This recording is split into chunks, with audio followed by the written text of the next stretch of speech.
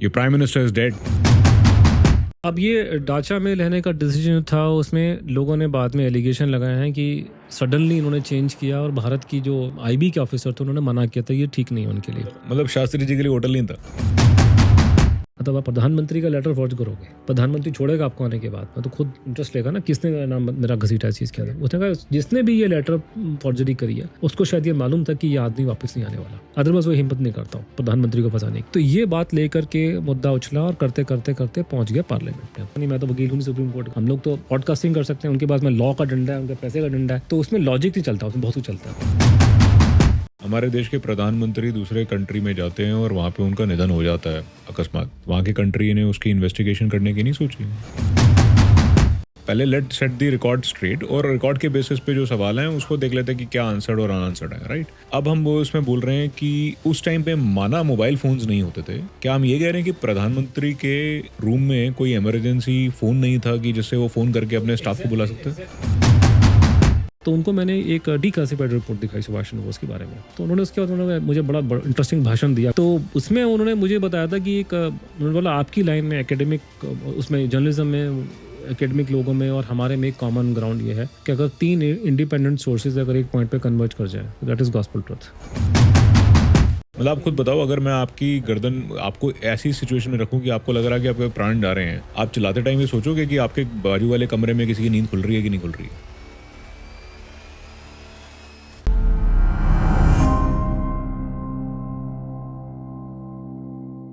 जय हिंद friends, welcome और welcome back to revelations with Manas ji. ये प्राइम मिनिस्टर इज डेड।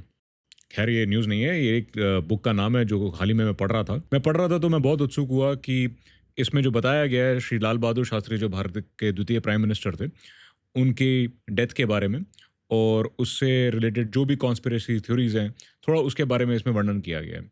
क्योंकि मैं और भी जानना चाहता इस बारे में, तो मैंने रिक्वेस्ट की इनके ऑथर श्री अनुज धर्जी से। Thank you sir for coming on the show. Manas, very very happy to be here with you. And जैसा कि मैंने आपको पहले भी बताया कि ये मेरी जिज्ञासा है just to understand about the subject, तो मैंने सोचा क्यों ना आपसे ही बात की जाए, we'll hear it from the horse's mouth कि अराउंड द कॉन्स्पिरेसी थ्योरीज। दूसरी चीज़ मैं for the benefit of audience ये भी चाहूँगा कि उनको थोड़ा ये भी पता चले कि हाउ क्रेडिबल और इसमें तथ्य कितने हैं आपकी, जो भी ये चीज़ें आपने किताबों में लिखी हुई हैं। हाँ जी। क्या है कि क्योंकि मैं इस माध्यम से चाहूँगा कि किसी को भी ये ना लगे कि ये बहुत फ्लफ है, सिर्फ हमने एक सेंसेशनलिज्म के लिए आपके साथ बातचीत हो रही है। हाँ जी। तो थोड़ा अगर आप अपने सोर्सेज में भी जाएंगे during the course of the हाँ, डिस्कशन। मैं बताऊंगा आपको एक्चुअली मैं आपको साइटिस पूरा देता जाऊंगा, लेकिन पहली चीज़ ये जैसे आपने बोला ना कि द हॉर्सेस माउथ, तो actually that fits me, but in my case the entire book you must have seen is completely on the death mystery of Bahadur Shastri, और उसकी जो थ्योरियाँ अलग अलग लोगों ने दी हैं वो सारी थ्योरीज को मैंने एनालाइज किया। मैं पत्रकार रह चुका हूँ, मेरा काम करने का तरीका है कि मैं सोर्स पे जाता हूँ, मतलब ये मैं आपको कहीं गूगल करके नहीं करता, सोर्सेज देखता हूँ, अपने आर्काइव में जाता हूँ, डॉक्यूमेंट्स देखे हैं, डी क्लास मटेरियल देखा है, बाकी मैं आपको बताऊँगा, आपको मालूम चल जाएगा बात करते करते कि कहाँ से मैंने निकाला, कहाँ से, और हर चीज़ का रीज़न देने की कोशिश करता हूँ कि रीज़न किस कारण से बोल रहा हूँ, क्योंकि मैं नहीं पता, मैं तो था नहीं इस टाइम पे जब उनकी डेथ हुई है, हमें तो हम तो कौन आदमी है। तो आपको एक चीज़ जो मुझे बचपन से थी कि मेरे इतिहास के अंदर मैं काफ़ी वीक था शुरुआत के दिनों में, और मेरे बिल्कुल अगर आपको, मैं उम्मीद करता हूँ कि आपसे मेरी उस पर लंबी चौड़ी बात होगी, जरूर करेंगे उस पर फ्यूचर में। सुभाष बोस के केस में हुआ ये था कि जब भारत में तो मैं उसकी सुभाष बोस की डेथ की इंक्वायरी मैंने करी, मैं हिंदुस्तान टाइम्स में मुझे असाइनमेंट दिया गया, वो मैंने स्टार्ट किया। सर जो इंक्वायरी आपने की ये सरकार की तरफ से की? नहीं सर, हिंदुस्तान टाइम्स के बिहाफ पे। उस टाइम पे तो ये था कि वो जब मैंने स्टार्ट करी तो इन्वेरिएबली शास्त्री जी का नाम भी इसमें आता था लोग लेकर के, कि वो करते करते करते करते मैंने पहली बार, मतलब लाल बहादुर शास्त्री जी की डेथ के ऊपर मेरी पहली आरटीआई मैंने ही लगाई थी साल 2009 में जी। तो आप ये कह सकते हैं कि मेरे को 2009 में, पहले मैं सुनता आ रहा था उनके बारे में, क्योंकि मैं इंक्वायरी में सुभाष बोस कर रहा हूँ, लेकिन लोग बीच बीच में मुझे शास्त्री जी का नाम लेते थे, उनकी बात निकल के आती थी। लेकिन साल 2009 में मैंने एक आरटीआई लगाई, उसके बाद से आप कह सकते हैं कि थोड़ा सा मुझे उसमें हल्की सी और इन्फॉर्मेशन गेन होगी, आरटीआई लगाई, इंटरेस्ट पैदा हुआ बात करते करते। फिर मैंने उस पर 2-4 आर्टिकल लिखे थे, एक डेली वो करके एक ऑनलाइन आती है, उसमें वो इंडिया टुडे ग्रुप का ही है, उसके अंदर मैंने 2-4 आर्टिकल लिखे थे लाल बहादुर शास्त्री की डेथ के बारे में, जो मेरा मानना है कि उस टाइम पे सबसे बढ़िया लिखे गए थे वो करके। फिर वो उसके बाद में ये जो केस का आगे बढ़ना, जो मेरा आगे मैं से बढ़ा, वो तब हुआ कि ये विवेक अग्निहोत्री जी का मुझे फोन है। उन्होंने कहा कि कोई फिल्म बना रहे हैं, कोई लाल बहादुर शास्त्री जी जिन्होंने ताशकंद फाइल और कश्मीर फाइल, उस टाइम पे ताशकंद फाइल उसका नाम नहीं था, उसका कि लाल बहादुर शास्त्री जी की भी, तो ये फिल्म बनने से पहले की बात है। So he approach me, he read those articles and he, उनका मिसेस ने फ़ोन किया, फिर उन्होंने फ़ोन किया, मेरी उनसे लंबी चौड़ी बात हुई, फिर उनसे मिला दिल्ली में कई बार, तो उन्होंने बाद में ट्वीट भी किया कि अनुज तो बैकबोन है मेरी पूरी फिल्म का। तो वो उसमें वो उन्होंने फिर अप्रोच किया मुझे, बातचीत की, और ये कि वो फिल्म बना रहे हैं, बहुत अच्छी बात है, उन्होंने पूरे देश पूरे। तो ये लाल बहादुर शास्त्री का जो केस है, हमारे टाइम पे जिंदा करने वाले वो अग्निहोत्री जी हैं। तो उन्होंने फिल्म बनाई।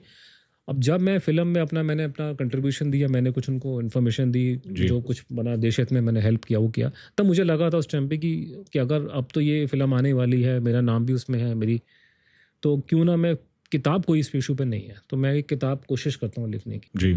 तो मैंने फिर वो फिल्म आने के टाइम पे मैंने एक किताब लिखी जिसका नाम आपने लिया था, वो your prime minister is dead. तो सर कैसे इन्वेस्टिगेशन शुरू किया आपने? इन्वेस्टिगेशन जो करते हैं, इन्वेस्टिगेशन करने का मतलब ये होता है ना कि आप सोर्सेज पे जाते हैं, ओरिजिनल ऑथेंटिक सोर्सेज पे, ठीक है ना। पहले कोशिश करते हैं कि जितना हो सके, जितने, पहली बात आप ढूंढिए उसके जो आर्काइवल डॉक्यूमेंट्स होते हैं। कोई डॉक्यूमेंट चाहिए मुझे उस टाइम का। तो शास्त्री वाले केस में प्रॉब्लम है कि इसमें कोई फाइल ही डिक्लासिफाई नहीं हुई, कुछ था ही नहीं करके, तो मैंने आरटीआई लगाया। इसमें कोई भी ऑफिशियल डॉक्यूमेंटेड फाइल नहीं थी? ऑफिशियल डॉक्यूमेंट फाइल उस टाइम पे कोई नहीं थी, और मैंने इसलिए सूचना के अधिकार में उनसे इन्फॉर्मेशन मांगी, तो उन्होंने मुझे मना कर दिया कि एक, जैसे पीएमओ ने बोला, रीजन क्या दिया मना करने का? नेशनल सिक्योरिटी का रीजन दिया। पीएमओ के अंदर कोई एक फाइल है, तो उन्होंने कहा कि हम वो नहीं देंगे, नेशनल सिक्योरिटी है। मैंने फिर सूचना के अधिकार में उसको आखिर लेवल तक ट्रेस किया, लेकिन वो नहीं दी मेरे को। तो उस टाइम पे द प्रॉब्लम ये थी कि जैसे फॉर एग्जाम्पल सुभाष वाले केस के अंदर, जिसमें बहुत क्लैरिटी है कि सुभाष चंद्र बोस वाले केस में दुनिया जहान भर के डॉक्यूमेंट्स देश विदेश में अवेलेबल हैं, ठीक है, लेकिन इस वाले केस में कोई डॉक्यूमेंट डायरेक्टली अवेलेबल नहीं थे। उस वाले केस में कमीशन बैठी है, कमेटी बैठी है, इंटेलिजेंस की बहुत सारी inquiry, so you have lot of material in India and outside the country to work on. Shastri वाले केस में बिल्कुल नहीं था, स्निपेट्स आपको यहाँ, कोई भी कमीशन नहीं बैठी, कुछ नहीं हुआ, कमीशन कुछ नहीं बैठा, लोगों ने कोशिश की, कुछ नहीं हुआ, कोई नहीं बैठा, तो ये उस पर कुछ अवेलेबल नहीं, तो बड़े स्निपर्स मिल रहे। तो देन सेकंड थिंग ये कि आप उसमें फिर आप कोशिश कीजिए कि उस काल के जो लोग थे जिनकी आंखों के सामने घटित हुआ, उन, जैसे मान लीजिए टीएन कौल साहब हमारे एम्बेसडर थे उस टाइम पे, बाद में जो फॉरेन सेक्रेटरी बने, फिर हमारे एम्बेसडर बने अमेरिका में, एम्बेसडर बने रशिया में, ऐसा कोई आदमी हुआ सकता कि दोनों कंट्री में विजिट हो। तो उनके मैंने फिर उनके मेमोर्स देखे, ये देखे, तो वो क्लोजेस्ट में वहाँ पे जाना शुरू किया। उसके अलावा जो है मैंने, क्योंकि इसमें वो थ्योरी निकल के आई कि अमेरिकन्स ने मारा है, जो सीआईए का नाम लोग लेते हैं, तो मैंने अमेरिका मैरीलैंड में मैं उनका जो नेशनल आर्काइव में वहाँ गया, तो अमेरिका में या वहाँ पे जो सीआईए के रिकॉर्ड्स जो पब्लिक अवेलेबल है, मैंने अमेरिकन रिकॉर्ड चेक किए, वहाँ पे बहुत सारे उनके तो रेलेवेंट। तभी जब आप हिंदुस्तान टाइम्स में थे? दिस वाज आफ्टरवर्ड्स, बिकॉज 2000 में हिंदुस्तान टाइम में नहीं था, ये मेरा इंडिपेंडेंट था। हिंदुस्तान टाइम में मेरी सुभाष बोस की स्टार्ट हुई थी और खत्म हो गई थी 2002 में, फिर मैं उसके बाद से मैं इंडिपेंडेंट चल रहा हूँ। ठीक है। शास्त्री तो कम्प्लीटली इंडिपेंडेंट था मेरा, तो वही कि अपना था। तो वहाँ मैं जब गया, लेक्चर देने गया सुभाष नेताजी के बारे में, तो मैंने वहाँ जाके डेफिनेटली मैं आर्काइव में जाऊँगा, देखूंगा, तो नेशनल आर्काइव में गया अमेरिका में, तो वहाँ से जो हाथ में का डॉक्यूमेंट लगा वो निकाल लिया।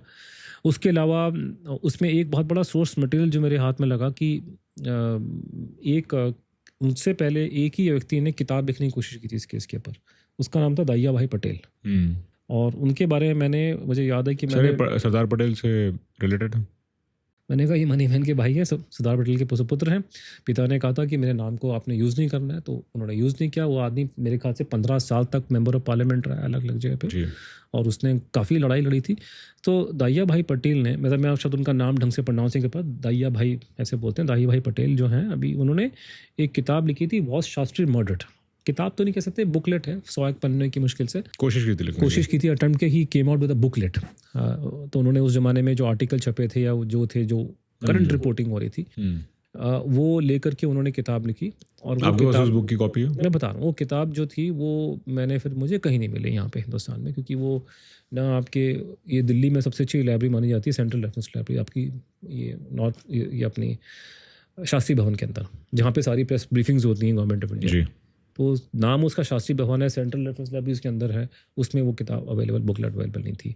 उसके अलावा मैंने नेशनल लाइब्रेरी, मतलब बड़ी अजीब विडंबना है कि शास्त्री भवन में शास्त्री जी के ऊपर जो किताब अवेलेबल है मुझे, मैंने और भी जगह ट्राई किया, मैंने नेशनल लाइब्रेरी में ढूंढा, मैंने और आर्काइव में ढूंढा, वो किताब मुझे नहीं मिली। वो बाद में जाके किसी प्रोफेसर दोस्त ने अमेरिका से ढूंढ के निकाल के दी मेरे को, तो मुझे अमेरिका से हाथ लगी। उसके अलावा एक बहुत बड़ा, जो सबसे बड़ा मटेरियल जो इस केस में मेरे हाथ है, क्योंकि गवर्नमेंट के रिकॉर्डेबल नहीं है, कि इसको लेकर के शास्त्री जी वाले डेथ को लेकर के साल 70 में स्पेसिफिकली, और थोड़ी सी 66 में पार्लियामेंट में लड़ाइयाँ हुई हैं उसको लेकर के, तो पार्लियामेंट्री रिकॉर्ड्स मैंने वहाँ से निकाले, ठीक है।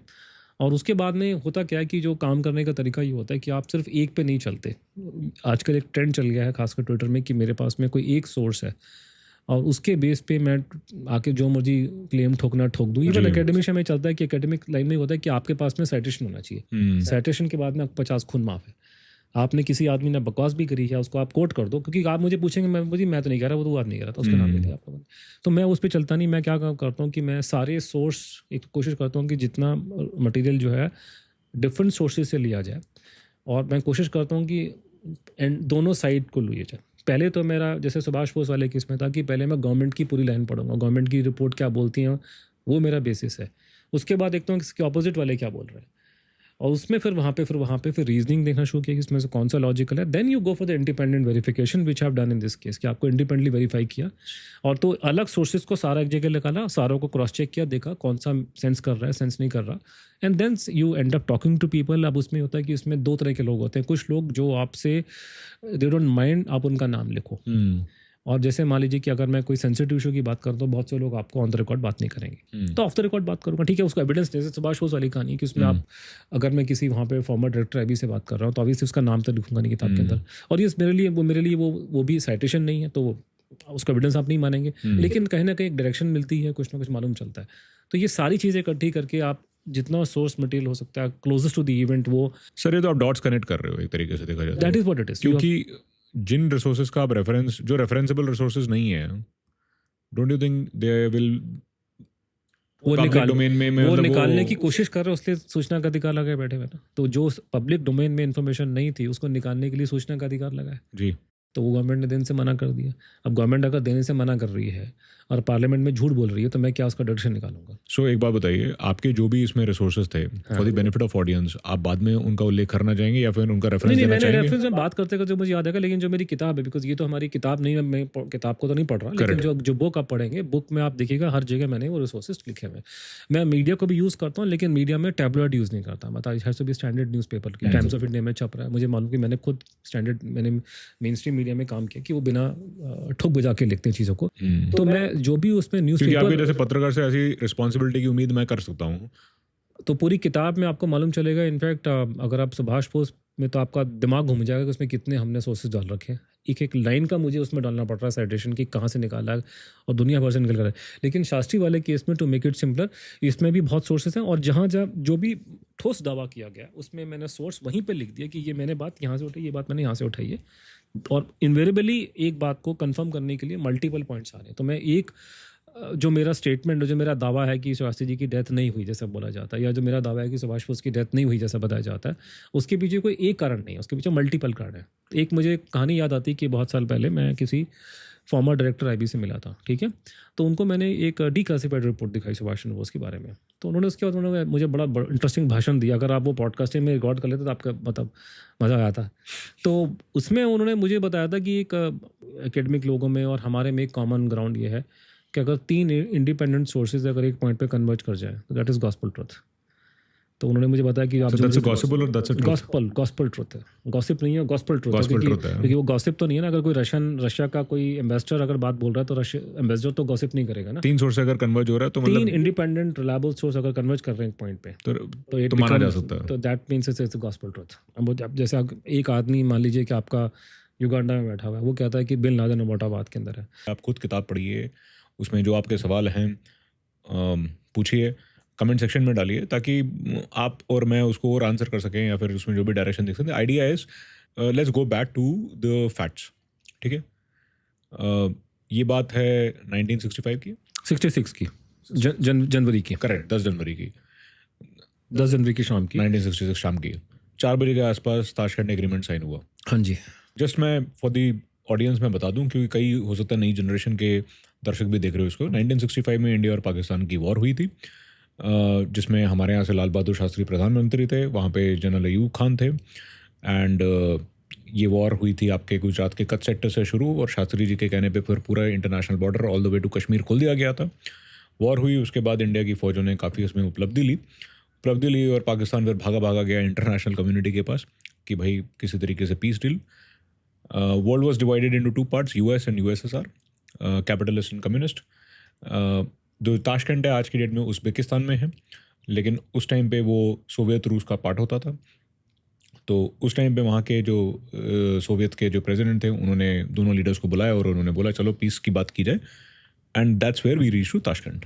ये होता है, आपने बोला 4 बजे हुआ था, वो हम पुरानी फोटो देखते थे, सबने देखी बचपन की, शास्त्री जी और वो अयूब खान हाथ शेक कर रहे हैं, मिला रहे हैं, कर रहे हैं। अयूब खान काफ़ी लंबे थे, पुराने ज़माने के फौजी थे, हमारे हिंदुस्तान में ही रहे थे काफ़ी टाइम तक। तो वो पुराने ज़माने की वो हैंडल बार मुस्टैशेस थी उनकी करके, वो शायद काफ़ी लंबे थे, 5 फुट 6 फुट 2-3 इंच की हाइट थी। शास्त्री जी बहुत छोटे थे, अपने आप को फील्ड मार्शल भी बोलते थे, फील्ड मार्शल थे करके, वो तो वैसे वहाँ की आदत है। हाँ, तो वहाँ तो फील्ड मार्शल साहब जो थे वो थे, और उसके बाद में उनका वो हमने फ़ोटो देखा है उनके कि बड़े खुश होकर हाथ मिला रहे हैं, ये कर रहे हैं, बातचीत कर रहे हैं, जो भी। तो वो मतलब इट वाज देयर। उसके बाद में जो ये तो पब्लिक में हमने देखा था सबको। उसके बाद हुआ ये था कि रात के 8 बजे के आसपास में उन्होंने पार्टी होस्ट की थी। वहाँ पे जो लोग मौजूद थे भारत से टॉप लेवल के, आप कह सकते हैं कि वर्चुअली आपकी पूरी आधी गवर्नमेंट वहाँ बैठी हुई थी। आपके फॉरेन मिनिस्टर, फॉरेन सेक्रेटरी, रक्षा मंत्री, रक्षा सेक्रेटरी, सचिव, हमारे एम्बेसडर साहब TN कॉल वहाँ पे थे। तो सारे टॉप के आपके मिनिस्टर्स और वहाँ पे सिक्योरिटी वाले सारे वहाँ बैठे थे। उसके अलावा वहाँ पे दुनिया जहान भर के हमारे पत्रकार वहाँ मौजूद थे। उसमें भारत के इंटरनेशनल जैसे वो चले गए, कुलदीप नैयर जी थे, और बाद में सचिव जो बाद में विदेश मंत्रालय में भी थे। कुलदीप नैयर जी कभी मंत्रालय, कुलदीप नैयर जी मेरे ख्याल से, if I am not wrong, को शायद पाकिस्तान वगैरह में हाई कमिश्नर बनाया गया था बीच में। Correct. But he was member of parliament भी रहे करके। Prem Prakash ji, I am sorry, how could I forget his name. Prem Prakash ji was also there. और प्रेम प्रकाश जी ने फिर ANI के वही चेयरमैन वही हैं, उन्होंने ही बना। अभी हम 95-96 साल उनकी एज होगी, बिल्कुल फिट है बकायदा। अभी उन्होंने किताब भी लिखी अच्छी, बहुत बड़ी, गॉड ब्लेस। हाँ, तो वो थे। और उसके अलावा बहुत लोग थे दुनिया भर के। तो पूरा का पूरा गवर्नमेंट बैठी। तो उसमें फिर रात को 8 बजे के आसपास इनकी मीटिंग होती है, वो प्रोग्राम ख़त्म होता है, और 10 बजे के आसपास में लाल बहादुर शास्त्री लौट आते हैं जहाँ वो ठहरे हुए थे। तो एक विला जिसको दाचा कहते हैं रशिया में, विला में उनको ठहरने का इंतजाम किया हुआ था। कौन कौन ठहरा था वहाँ पे मैं बताता हूँ उस पर। लेकिन उसके साथ में जो बाकी जो मंत्री वगैरह थे उनके लिए एक होटल था, इन टूरिस्ट। मतलब शास्त्री जी के लिए होटल नहीं था। उसके पीछे बाद में उन्होंने आर्गूमेंट दिया कि फील्ड मार्शल के लिए भी उन्होंने अलग से जगह रखी थी, एक पूरा अलग से सेटअप था, उनको होटल में ना ठहराया जाए। कि होटल में सभी लोग थे, होटल में मंत्री भी थे, हमारे पत्रकार भी की होटल में थे, इंटरव्यू जो होटल था।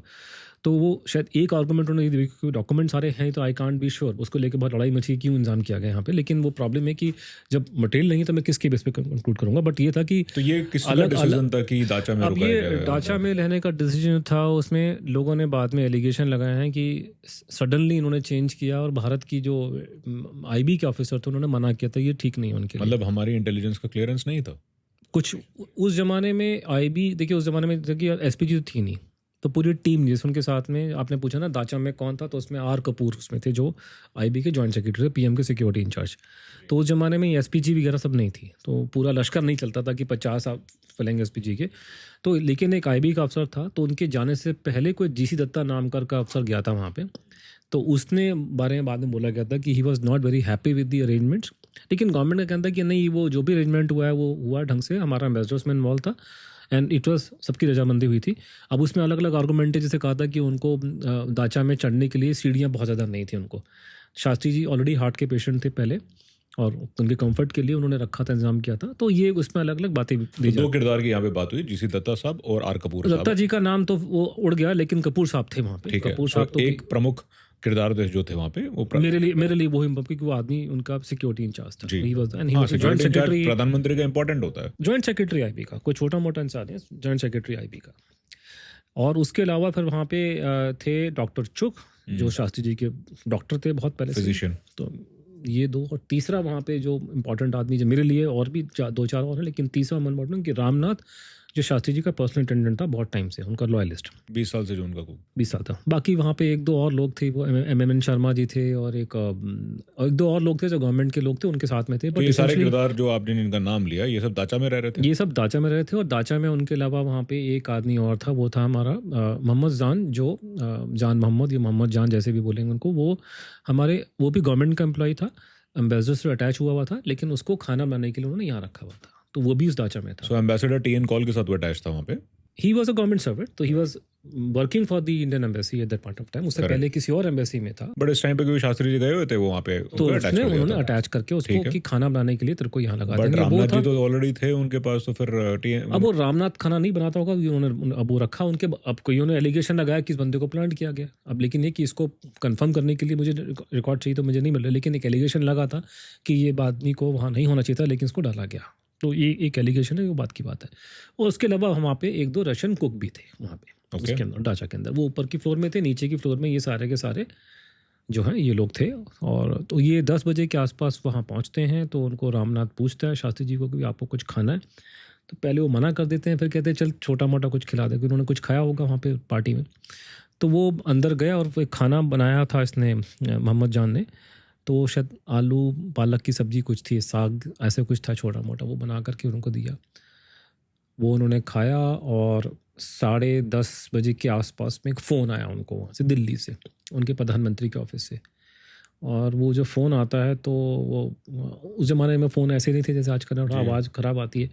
तो पहले उन्होंने पता लगाने की कोशिश की, शास्त्री जी के सामने उनके अफसर ने बात की थी, तो वो कि कल को, क्योंकि जो कहानी उनका जो उनका जो शेड्यूल ये था, ये जो घटनाक्रम चल रहा है ये 10 तारीख की शाम को चल रहा है, और 11 तारीख की सुबह को उनको भारत वापस आना था जी।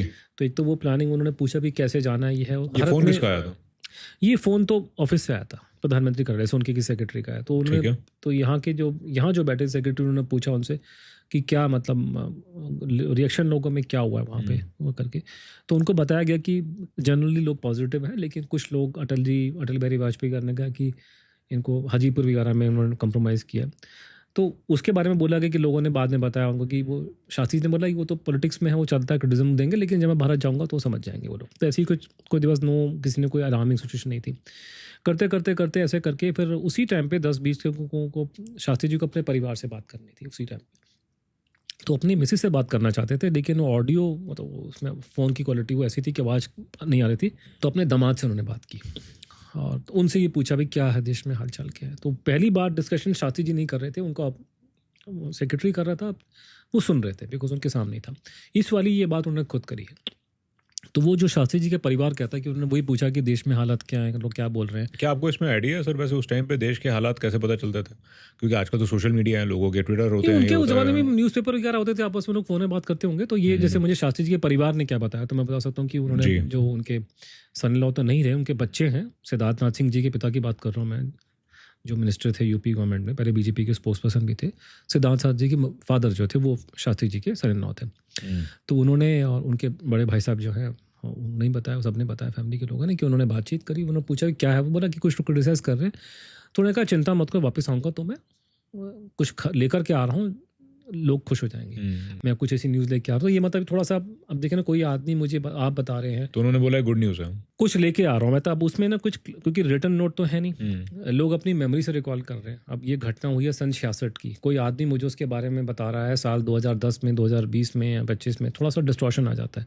इसलिए लोग हमेशा कहते हैं कि आपको कंटेम्प्रेरी रिकॉर्ड पे जाना चाहिए, क्योंकि थोड़े टाइम के बाद मेमोरी फॉल्ट थोड़ा कर जाती है। बट ये रिकॉर्ड पे है कि कोई गुड न्यूज़ लेके जा रहे थे वो? ये फैमिली के लोगों ने बोला, सबने बोला। ओके। फैमिली का इस मामले में तो अगर बातचीत उनकी फैमिली के बीच में हुई तो फैमिली, ये सारी वर्बल बात है, लेकिन फैमिली बता रही है और डायरेक्टली उनके बच्चे ने बताया। मैं ये आपसे बार बार इसलिए पूछ रहा हूँ जस्ट सो दैट ऑडियंस को भी ये क्लैरिफिकेशन हो कि कौन सी चीज ऑन रिकॉर्ड है और कौन सी चीज वर्बल है, व्हिच इज ओके। मतलब मैं ये नहीं कह रहा हूँ कि वर्बल क्यों है, क्योंकि इसमें रिकॉर्ड बहुत कम है। सुभाष वाले में रिकॉर्ड बने दुनिया भर के, उस पे लेकिन उसमें क्योंकि तो उसमें लेकिन ये भी कोई मुझे थर्ड सोर्स नहीं बता रहा, ये मुझे फैमिली के लोग बता रहे हैं। आपने खुद उन फैमिली के लोगों से बात की? हाँ ऑब्वियसली। तो जो जिसकी बातचीत हुई थी उनके ही सुपुत्र ने मुझे कंफर्म किया, दोनों लड़कों ने कंफर्म किया। उनके शास्त्री जी के बच्चे भी तो हैं ना, उनके अनिल जी हैं, सुनील जी बैठे हैं, दोनों के साथ बातचीत हुई। उनकी लड़की नहीं रही जब मैं गया, तो उनके बाकी बच्चे चले गए, लेकिन ये लोग तो बैठे हैं ना, बच्चों ने कंफर्म किया। तो मैं भी किसी थर्ड पार्टी को नहीं कोट कर रहा, मैं उनके फैमिली वालों को कोट कर रहा हूँ और डायरेक्टली बात की उन लोगों से। आपने एक बात और बोली थी कि उनकी फैमिली ने ओपनली बोला था ऑन रिकॉर्ड कि उनकी डेथ। हाँ, I will come to that thing. वो तो ओपन है, उसमें तो बहुत पहले से उनकी फैमिली ने नहीं माना, ये तो सबको पता है। तो ये मुझे संजय जी ने और सिद्धार्थ जी, उनके छोटे भाई सिद्धार्थ हैं, संजय जी, उनके पिता ने ही बात की थी। तो उन्होंने अपने दामाद से बात की और उनसे पूछा कि भाई और माहौल तो कैसा मुझे है? उनके जिससे बातचीत की उनके बच्चों ने ही बताया। तो मैं तो उन्हीं की, मैं भी कुछ ही बताऊँ, वो भी कोई छोटे नहीं, बड़े लोग हैं। तो उन्होंने मुझे बताया कि अब ये कह सकते हैं कि एक भाई पॉलिटिक्स में तो संजय जी तो पॉलिटिक्स में नहीं है ना, तो मैं तो संजय जी को ज़्यादा बातचीत करता हूँ। इनफैक्ट सरदार जी से मेरी बातचीत बहुत कम हुई है, मैं संजय जी से बात करता हूँ, वो तो पॉलिटिक्स में कभी नहीं रहे। तो उसमें ये था कि वो बातचीत हुई तो वो कहते नहीं जो भी है मैं कुछ लेके आ रहा हूँ या कोई खबर लेके आ रहा हूँ, ऐसे कुछ उन्होंने इंडिकेट किया। वो एग्जैक्ट वर्ड तो मुझे पता नहीं है क्योंकि इतना टाइम हो गया। तो मैं ये लेके चल रहा हूँ कि उन्होंने बोला कि मेरे पास में कुछ न्यूज़ है, कुछ चीज़ है, मैं बताऊँगा, वो लोग समझ जाएंगे या फिर लोग, ऐसा कुछ उन्होंने बोला। तो ये कहानी वहाँ ख़त्म हो जाती है। उसके या बाद उन्होंने ये में- बोला कि लोग बहुत खुश होंगे इससे। हाँ, मतलब ऐसे कुछ बोला। अब देखिए मेरा प्रॉब्लम ये आना है कि अगर आपके पास में कंटेम्प्रेरी रिकॉर्ड हो तो आप एग्जैक्ट वर्ड कोट कर सकते हैं। अब ये एग्जैक्ट वर्ड तो मैं कोट नहीं कर सकता क्योंकि मुझे उनके बच्चों ने बताया। अब उस घटना में और मेरे से मिलने में 40 साल निकल चुके हैं, तो उसमें एग्जैक्टली एक लाइन बोली। अब उन्होंने जो मुझे बताया वो मैं पैराफ्रेज कर रहा हूँ, तो हो सकता है मेरे भी डिस्टॉर्शन हल्का सा आ जाए। तो इसलिए हमेशा जब भी कोई इस तरह केस होते हैं तो आप हमेशा ओरिजिनल डॉक्यूमेंटेशन में जाते हैं जो उसी टाइम का जनरेट किया हुआ है। करेक्ट। तो वो प्राइमरी सोर्स है, तो ये तो सेकेंडरी सोर्स हो गया। तो मैं तो आपको सेकेंडरी सोर्स बता रहा हूँ कि बच्चों ने ही बताया क्योंकि वर्बल टॉक थी, रिकॉर्ड नहीं था इसका। बट उन्होंने ये मोटा मोटा बोला, और ये अभी से नहीं बोल रहे, पहले से बोलते आ रहे हैं। शास्त्री जी की मिसेज ने भी ये बात बोली थी। तो ये इसमें कोई डिस्प्यूट नहीं कि उन्होंने फैमिली को कुछ इंडिकेशन दिया कि मैं कोई बड़ी चीज़ कुछ करने जा रहा हूँ, ठीक है। पर क्या था वो नहीं पता। उसके बारे में परिवार के कई लोगों का बोलना है कि सुभाष चंद्र बोस से बड़ी जुड़ी बात थी, ठीक है। वो हम इस पर आएंगे, उसके ऊपर वो एक अलग टॉपिक है, उसके पीछे एक अलग एक पूरा उसमें एक सेगमेंट है, छोटा सा करेंगे भी वो। तो लोग, उनके परिवार के लोगों ने ये बात को पब्लिकली बोला कि वो सुभाष बोस के बारे में कोई बात थी। उसके बाद में फिर ये 12 बजे के आसपास में दो पत्रकार वहाँ पे, प्रेम वैद्या जी बड़े जाने माने थे, उनकी बड़ी डॉक्यूमेंट्री फिल्म मेकिंग बहुत नाम था उनका, वो और एक हिंदुस्तान टाइम्स के पत्रकार वहाँ पहुँचे और वो शास्त्री जी की फ़ोटोएं लेना चाहते थे, फ़ोटो। और खासकर ये तो प्रेम वैद्य जी वीडियो बनाते थे उस ज़माने में। तो उनको फिर वो ताशकंद की बात है। हाँ, उनको परमिशन मिली और उन्होंने रात को कोई 12 साढ़े 12 उसी टाइम की रात की बात होगी, उन्होंने शास्त्री जी की विजुअल ली है। उन्होंने कहा कमरे के बाहर से ले लो आप लोग। तो शास्त्री जी के जाने से बिल्कुल 1 घंटा पहले का उनका हमारे को विजुअल आपने कभी कभी यूट्यूब में जाके देखेंगे आपको मिल जाएगा कि वो यूँ टहल रहे जी, परेशान तो हो ये रहे प्रेम वैद्या जी ने ये हाँ, वो घूम रहे थे, परेशान नहीं थे, उनको बोला वो उसी के लिए किया गया था। उन्होंने कहा था बाहर से शूट करो आप लोग, अंदर उनको तंग मत करो, लेकिन प्रधानमंत्री जी यहाँ घूम रहे हैं, आप फोटो ले लो यहाँ से करके। तो वो जो ली वो उनकी, अब शास्त्री जी का आखिरी, मतलब आप कह सकते हैं कि वीडियो, जीवित फोटो उनका वीडियो है, चलचित्र कि वो करके वो लिया गया। उसके बाद में फिर वो जो कहानी हुई कि कपूर साहब और डॉक्टर चुग और एम एन शर्मा जी और ये जगन्नाथ सहाय जो बाकी वहाँ लोग मौजूद थे, ये सारे के सारों ने सामान पैक करना शुरू कर दिया बिकॉज अगली मॉर्निंग को निकलना था दिल्ली के लिए। तो ये सारे के सारे जो दाचा में था कि दाचा में एक नीचे का ग्राउंड फ्लोर था, एक ऊपर का फ्लोर था। तो ऊपर में 1-2 लोग ठहरे थे और वो कुक ठहरे हुए थे वहाँ पे। कपूर साहब ऑब्वियसली प्राइम मिनिस्टर के साथ तो वहीं रहेंगे, कपूर साहब और ये सब वहीं नीचे के रूम में थे, साथ वाले कमरों में थे इन जगहों में। तो वो लोग सामान पैक करने पे लग गए। In the mean while Ramnath जो था वो उनके पास था, साथ में रहता है।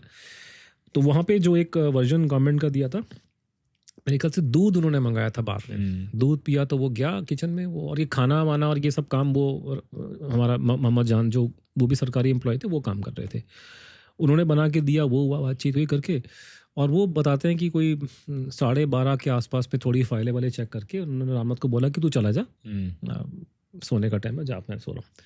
तो रामनाथ चला गया, ऊपर चला गया होगा।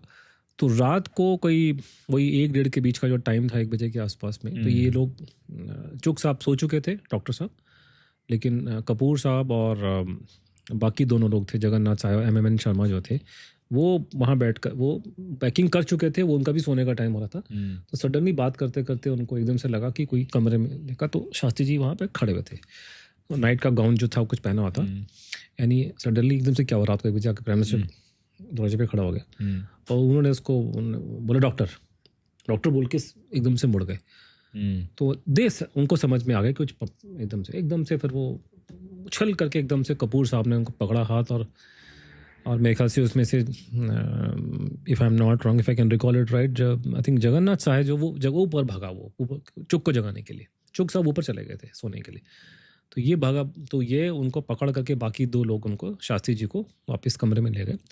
तो वो जैसे ही कमरे में उनको ले गए यहाँ से, तो बस वो यहाँ तक तो चल रहे थे, वहाँ उन्होंने खांसी का दौर शुरू हो गया बहुत जोर के, और यहाँ दर्द होनी बहुत शुरू हो गई। तो बड़ी मुश्किल से उनको जाके वहाँ लटाया। इन द मीन वाले ऊपर से डॉक्टर चुग भागे आए, उन्होंने अपना जो डॉक्टरी हिसाब का देखा, तो उनको दिखाई दे गया कि, तो वो रो पड़ा चुग, उसने बोला कि बाबूजी आपने मुझे मौका नहीं दिया, ये उसने शब्द बोला कि आपने मुझे मौका नहीं दिया बाबूजी। सभी लोग शास्त्री जी को बाबूजी बोलते थे, घर वाले बाबूजी बोलते थे और बाहर वाले, अभी भी उनके बच्चों से बात करो तो बाबूजी वर्ड यूज़ करते हैं। तो घर वाले बाहर वाले सब उनको बाबूजी बोलते थे शास्त्री जी को। तो बोला बाबूजी आपने मुझे मौका नहीं दिया। फिर वो जो भी था वो शास्त्री जी के जो आखिरी शब्द थे वो अपने पिता को और भगवान राम को याद किया उन्होंने कि वो मेरे बाप, वो मेरे राम।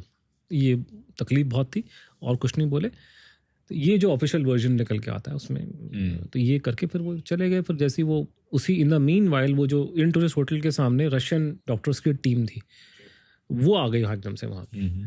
वो आई तो उन्होंने भी कोशिश की रिवाइव करने की बेचारों ने, लेकिन वो जा चुके थे। वो नहीं, वो रिवाइवल करने की कोशिश की उन्होंने काफ़ी देर तक, लेकिन वो it was too late, he passed पे। फिर वो खबर फैलनी शुरू हो गई, होटल में चली गई, लोग भागे यहाँ वहाँ पे। और वहाँ पे जो प्रेम प्रकाश जी जो थे उनको फ़ोन आता है कमरे में कि come down quickly, your prime minister is dead. तो मैंने किताब का नाम उसी वहाँ से उठाया कि उनको बोला गया, पत्रकार थे, कि आप जल्दी नीचे आओ, तुम्हारा प्रधानमंत्री की मौत हो गई है। तो ये मैंने जो किताब का नाम लिखा मैंने वो प्रेम प्रकाश जी के उस पर लिखा, उस पर सबको बुलाया गया। तो ये सारे के सारे पत्रकार जो थे वहाँ पे, प्रेम प्रकाश जी होंगे, खासकर कुलदीप नैयर पहुँचे 3 बजे वहाँ पे, उन्होंने बताया मुझे, बाद में उनसे मिला था। तो वो मिले, वहाँ गए। फिर थोड़ी देर में उनका जो रशिया का जब प्रीमियर था वो किसिगिन, रशिया में उस टाइम पे 2 टॉप के आदमी थे, ब्रेज़नेव और किसिगिन। तो किसिगिन वहाँ पहुँच गए, वही सारा देख रहा था इंतजाम, वही उसी ने सारी करवाई है। फिर अयूब खान भी आ गए, सब लोग आ गए। ऑब्वियसली सब लोग दुखी होंगे, कोई खुश तो था नहीं। भारत के लोग भी, सेक्रेटरीज थे हमारे, फॉरेन सेक्रेटरी, होम सेक्रेटरी, सारे पहुँच गए। तो उस ज़माने में फिर वो लोग गए, देखा वो क्या, सुबह उठ के फिर 9 बजे के आसपास में उनको एयरपोर्ट में ला करके भारत में लाए।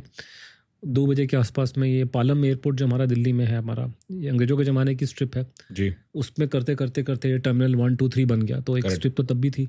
वहाँ पालम पे उन्होंने लैंड किया और उसके बाद में 4 बजे के बाद ये लोग यहाँ घर का मतलब ये कि जो अभी शास्त्री जी का जो म्यूज़ियम है उसके बिल्कुल साथ में 10 जनपद है। तो 10 जनपद शास्त्री जी का ऑफिस था और 10 जनपद की जो 7 वाली कोठी है जो अभी भी शास्त्री जी का म्यूज़ियम है, वहाँ उनका घर परिवार वहाँ रहते थे वो।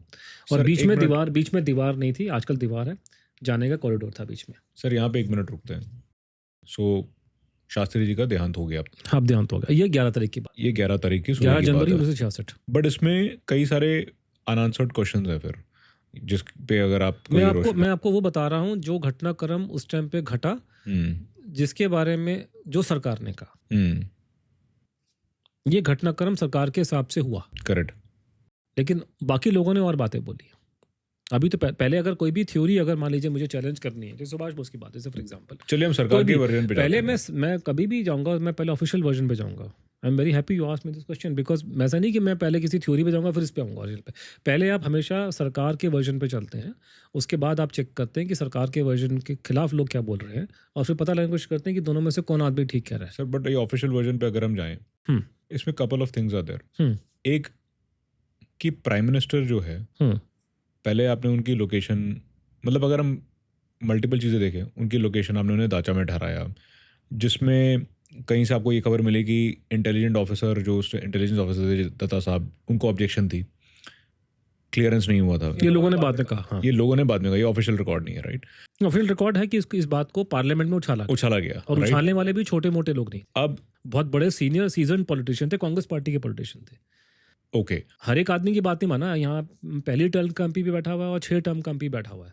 तो ये जो मुद्दा है कि जीसी दत्ता वहाँ गए थे, उनको प्रॉब्लम हुई थी, ये बात उछालने वाले, for example one of the MPs was mister Bhargav कोई छोटा मोटा आदमी नहीं था और कांग्रेस पार्टी का एमपी था।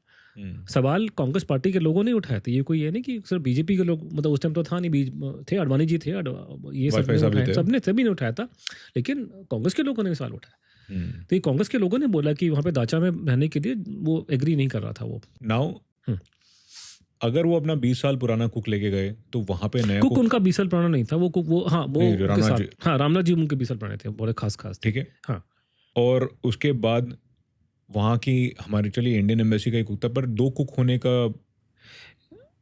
ये मैंने कहा ना, एलिगेशन रेज किया गया, इसको क्लैरिफाई करने के लिए मुझे गवर्नमेंट के रिकॉर्ड चाहिए। तो गवर्नमेंट के रिकॉर्ड तो नहीं आए हैं, तो I can not answer this question कि उस कुक का वहाँ होना नहीं होना ठीक था नहीं था। इस अभी तक की जितनी हमारी बातचीत हुई है उसके बेसिस पे मैं उंगली नहीं उठा सकता। मैं उंगली उठाऊंगा, लेकिन उसके लिए रीजन कुछ और है, वो बाद में आएंगे। नहीं, विच इज फाइन। हाँ, पहले let set the record straight, और रिकॉर्ड के बेसिस पे जो सवाल है उसको देख लेते हैं कि क्या आंसर्ड और अनआंसर्ड है, राइट? तो अब ये बात हो गई, अब हम वो उसमें बोल रहे हैं कि उस टाइम पे माना मोबाइल फ़ोन्स नहीं होते थे। क्या हम ये कह रहे हैं कि प्रधानमंत्री के रूम में कोई इमरजेंसी फ़ोन नहीं था कि जिससे वो फ़ोन करके तो अपने स्टाफ को बुला सकते? एग्जैक्टली यही जो आपने दो तीन सवाल पूछे, एग्जैक्टली यही बात वहाँ पे पब्लिक में चर्चा का हिस्सा बनने शुरू हो गए, ठीक है। They were discussed on grapevine, और करते करते करते 16 फरवरी के आसपास में पार्लियामेंट जब मिलती है, तो ये सवाल जो आप रेज़ कर रहे हो, ये सवाल उठाया गया। और पहला सवाल रेज़ करना अटल बिहारी वाजपेयी था। उसने यही सवाल पूछा कि भाई प्रधानमंत्री को, आपको मालूम है कि वो हार्ट का, उनको 2 हार्ट अटैक हो चुके थे पहले, ठीक है। उनको जान से पहले उन्होंने देखा था, बिल्कुल फिट थे, लेकिन एक आदमी हार्ट अटैक पहले झेल चुका है। और अगर किसी को हार्ट अटैक आता है तो उसको, आपको चलना नहीं चाहिए, क्योंकि जैसे ही आप उठ के चलोगे आपके हार्ट पे और प्रेशर पड़ेगा। और वो तो इनफैक्ट वो कहते हैं कि वो जो चले हैं शास्त्री जी, वो उसी से उनकी डेथ हो गई। अगर वो बिस्तर में लेटे लेटे बुला लेते तो डॉक्टर कुछ कर लेता। तो उन्होंने ये बोला कि उनको चलना, उनको उन्होंने फ़ोन क्यों नहीं लगाया कमरे में आपने उसके, वो क्यों उनको चलना पड़ा? वो नहीं था उनके कमरे तो में। उसमें करते करते जब 16 तारीख को, जब 16 फरवरी को ये डिस्कशन हुई, तो उस ज़माने में विदेश मंत्री ने आंसर दिया कि उनके स्वीट में फ़ोन लगा हुआ था।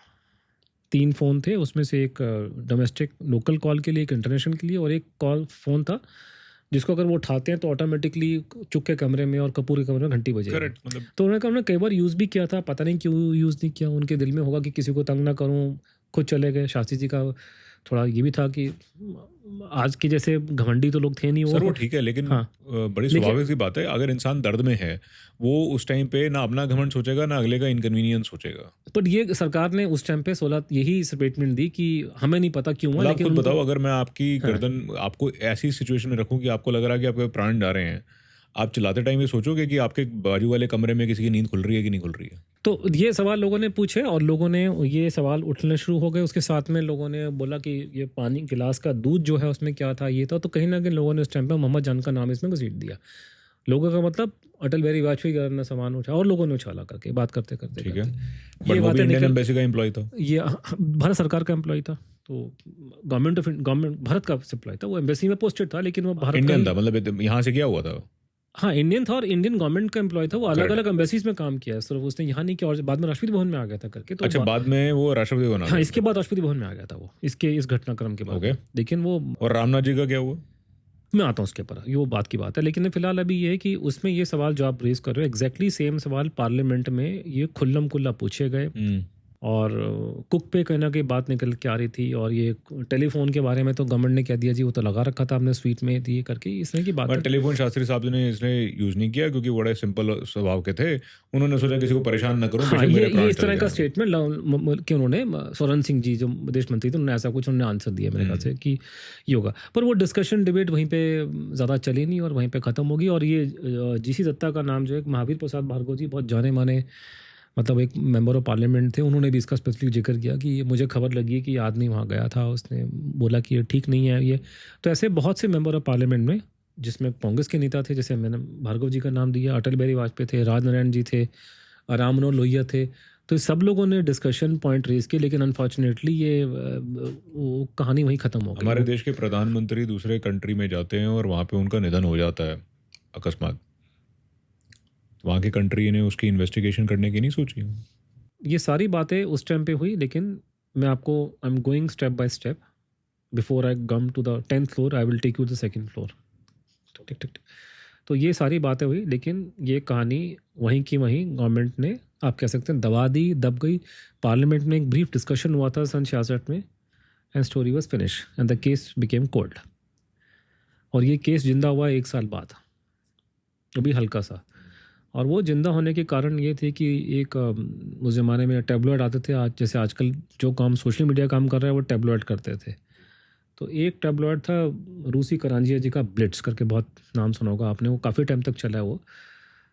उसमें उन्होंने एक, अब ये सोचना कि अगर ये चीज़ आज के दिन में हो जाए तो इसका मतलब क्या है। उसमें उन्होंने एक आर्टिकल छापा उस टाइम पे शास्त्री जी के जाने के बाद में, और उसमें शास्त्री जी का एक लेटर था जो शास्त्री जी ने 3-4 तारीख को जाने से पहले लिखा था रूसी करंजिया जी को कि मैं वहाँ जा रहा हूँ और मैं जो देश के लिए अच्छा होगा और सब, और शांति के लिए मैं काम करूँगा, ऐसे कुछ शास्त्री जी ने किसको लेटर लिखा? रूसी करंजिया जी को, जो ब्लिट्स के मालिक थे, बहुत जाने माने पत्रकार थे, अच्छा। थोड़े कम्युनिस्ट टाइप थे लेकिन वो थे।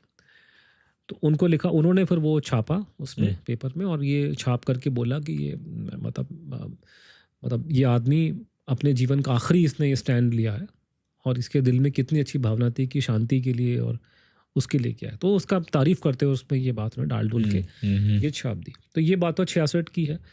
तो उस टाइम पे दिल्ली में भारत में डिबेट ख़त्म हो गई, लोग पीपल मूव्ड ऑन। 67 के अंदर एक और पेपर निकलता था, वो एक उसमें रूसी मोदी था, एक और आदमी था वो नो रूसी मोदी नहीं, उसका मैं नाम बोल गया, CIA एजेंट उनको बोलते थे करके, मोदी जी थे तो MODY। तो उन्होंने कभी एक पेपर आता था करके, तो उन्होंने एक काउंटर थ्योरी फ्लोट करी और उनका सोर्स ये था कि उन्होंने कोई फॉरेन के पेपर से स्टोरी का पिकअप किया था कि उसके कोई फॉरेन कॉरेस्पॉन्डेंट जो भारत में था उसने स्टोरी डाली किसी पेपर में, उन्होंने उठा के यहाँ डाल दी। इसेंशली वो स्टोरी ने काउंटर किया करांजिया की स्टोरी को। उसने ये बोला कि हमें खबर ये लगी है कि 3 खबरें लगी हैं अंदर से, कि एक तो है कि रूसिया ने आपको सब स्टैंडर्ड वेपन दिए 65 की लड़ाई में और ये वेपन जो है ढंग से परफॉर्म नहीं किया। दूसरा ये उसमें एलिगेशन था कि ये जो पूरा ताशकंद में जो पूरी सबमिट हुई है वो भारत पाकिस्तान के लिए नहीं हुई है, वो रशिया वाले अपना उसमें सिक्का जमा रहे हैं, उनकी साख के लिए, ये उनके लिए है, वो आप उसमें प्लेयर हो, वो आपका उनकी ब्रांडिंग के लिए, उनकी ब्रांडिंग हो रही है, आपको तो यूज़ कर रहे हैं वो लोग। और तीसरा उन्होंने बोला कि वो जो लेटर था वो फेक लेटर था, उसको प्लांट किया गया ताकि शास्त्री जी की मतलब एक इमेज बनाई जाए, मतलब इस पूरे केस की इमेज बनाई जाए कि सब बड़ा अच्छा काम हो रहा है। तो ये फेक लेटर वाली बात जो है ये उसमें उछल के आ गई और करते करते जो ब्लिट्स वाला लेटर था, हाँ जो ब्लिट्स ने छापा था, ब्लिट्स जो था वो प्रो कम्युनिस्ट पेपर है, न्यूज़पेपर है, वो कम्युनिस्ट था वो, ठीक है, स्टार्टिंग से वो 46-47 से कम्युनिस्ट पेपर है, करांजिया जो थे कम्युनिस्ट टाइप माने जाते हैं।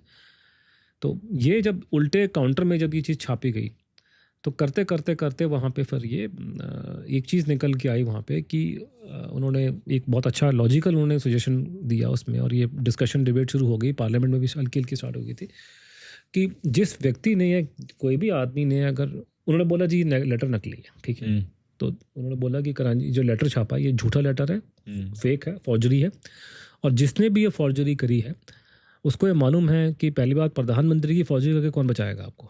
मैं अगर कोई लेटर छोटा मोटा फौजरी करता हूँ किसी का तो समझ में आता है, मतलब आप प्रधानमंत्री का लेटर फौज करोगे, प्रधानमंत्री छोड़ेगा आपको आने के बाद में, तो खुद इंटरेस्ट लेगा ना किसने नाम मेरा घसीटा इस चीज़ का। उसने कहा जिसने भी ये लेटर फौजरी करी है उसको शायद ये मालूम था कि ये आदमी वापस नहीं आने वाला, अदरवाइज वो हिम्मत नहीं करता हो प्रधानमंत्री को फंसाने की।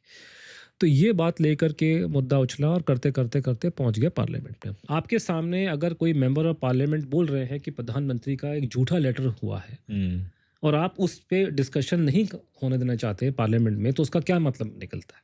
स्पीकर साहब नहीं है फेवर में, ठीक है ना। अब उसमें फिर एक बात और निकल के आती है कि ओवरऑल ज़्यादा बड़ी बात है कि जो हम बड़ी बड़ी डींगे हाँकते हैं हमारे देश में कि ये होता है फलाना ठमकाना, ये है वो करके, मैं उसके भी चेक करूँगा, उसके भी कॉन्टेक्स्ट में कि आप दुनिया को सीख देने वाले, दुनिया को रास्ता दिखाने वाले, सत्य अहिंसा वाले तुम्हारे घर में क्या हो रहा है पहले ये बताओ आप लोग। तो वहाँ पे नहीं थे उसके बाद में, लेकिन eventually Indira Gandhi prime minister को आंसर देना पड़ा। तो उन्होंने कहा जी आप इस पर इंक्वायरी करोगे? उसने कहा जी हम कोई इंक्वायरी नहीं करेंगे इस पर। तो इंदिरा गांधी ने फ्लैटली डिनाई कर दिया कि हम कुछ इंक्वायरी नहीं करेंगे इसके ऊपर, ना हम आपको बताएंगे क्या हुआ।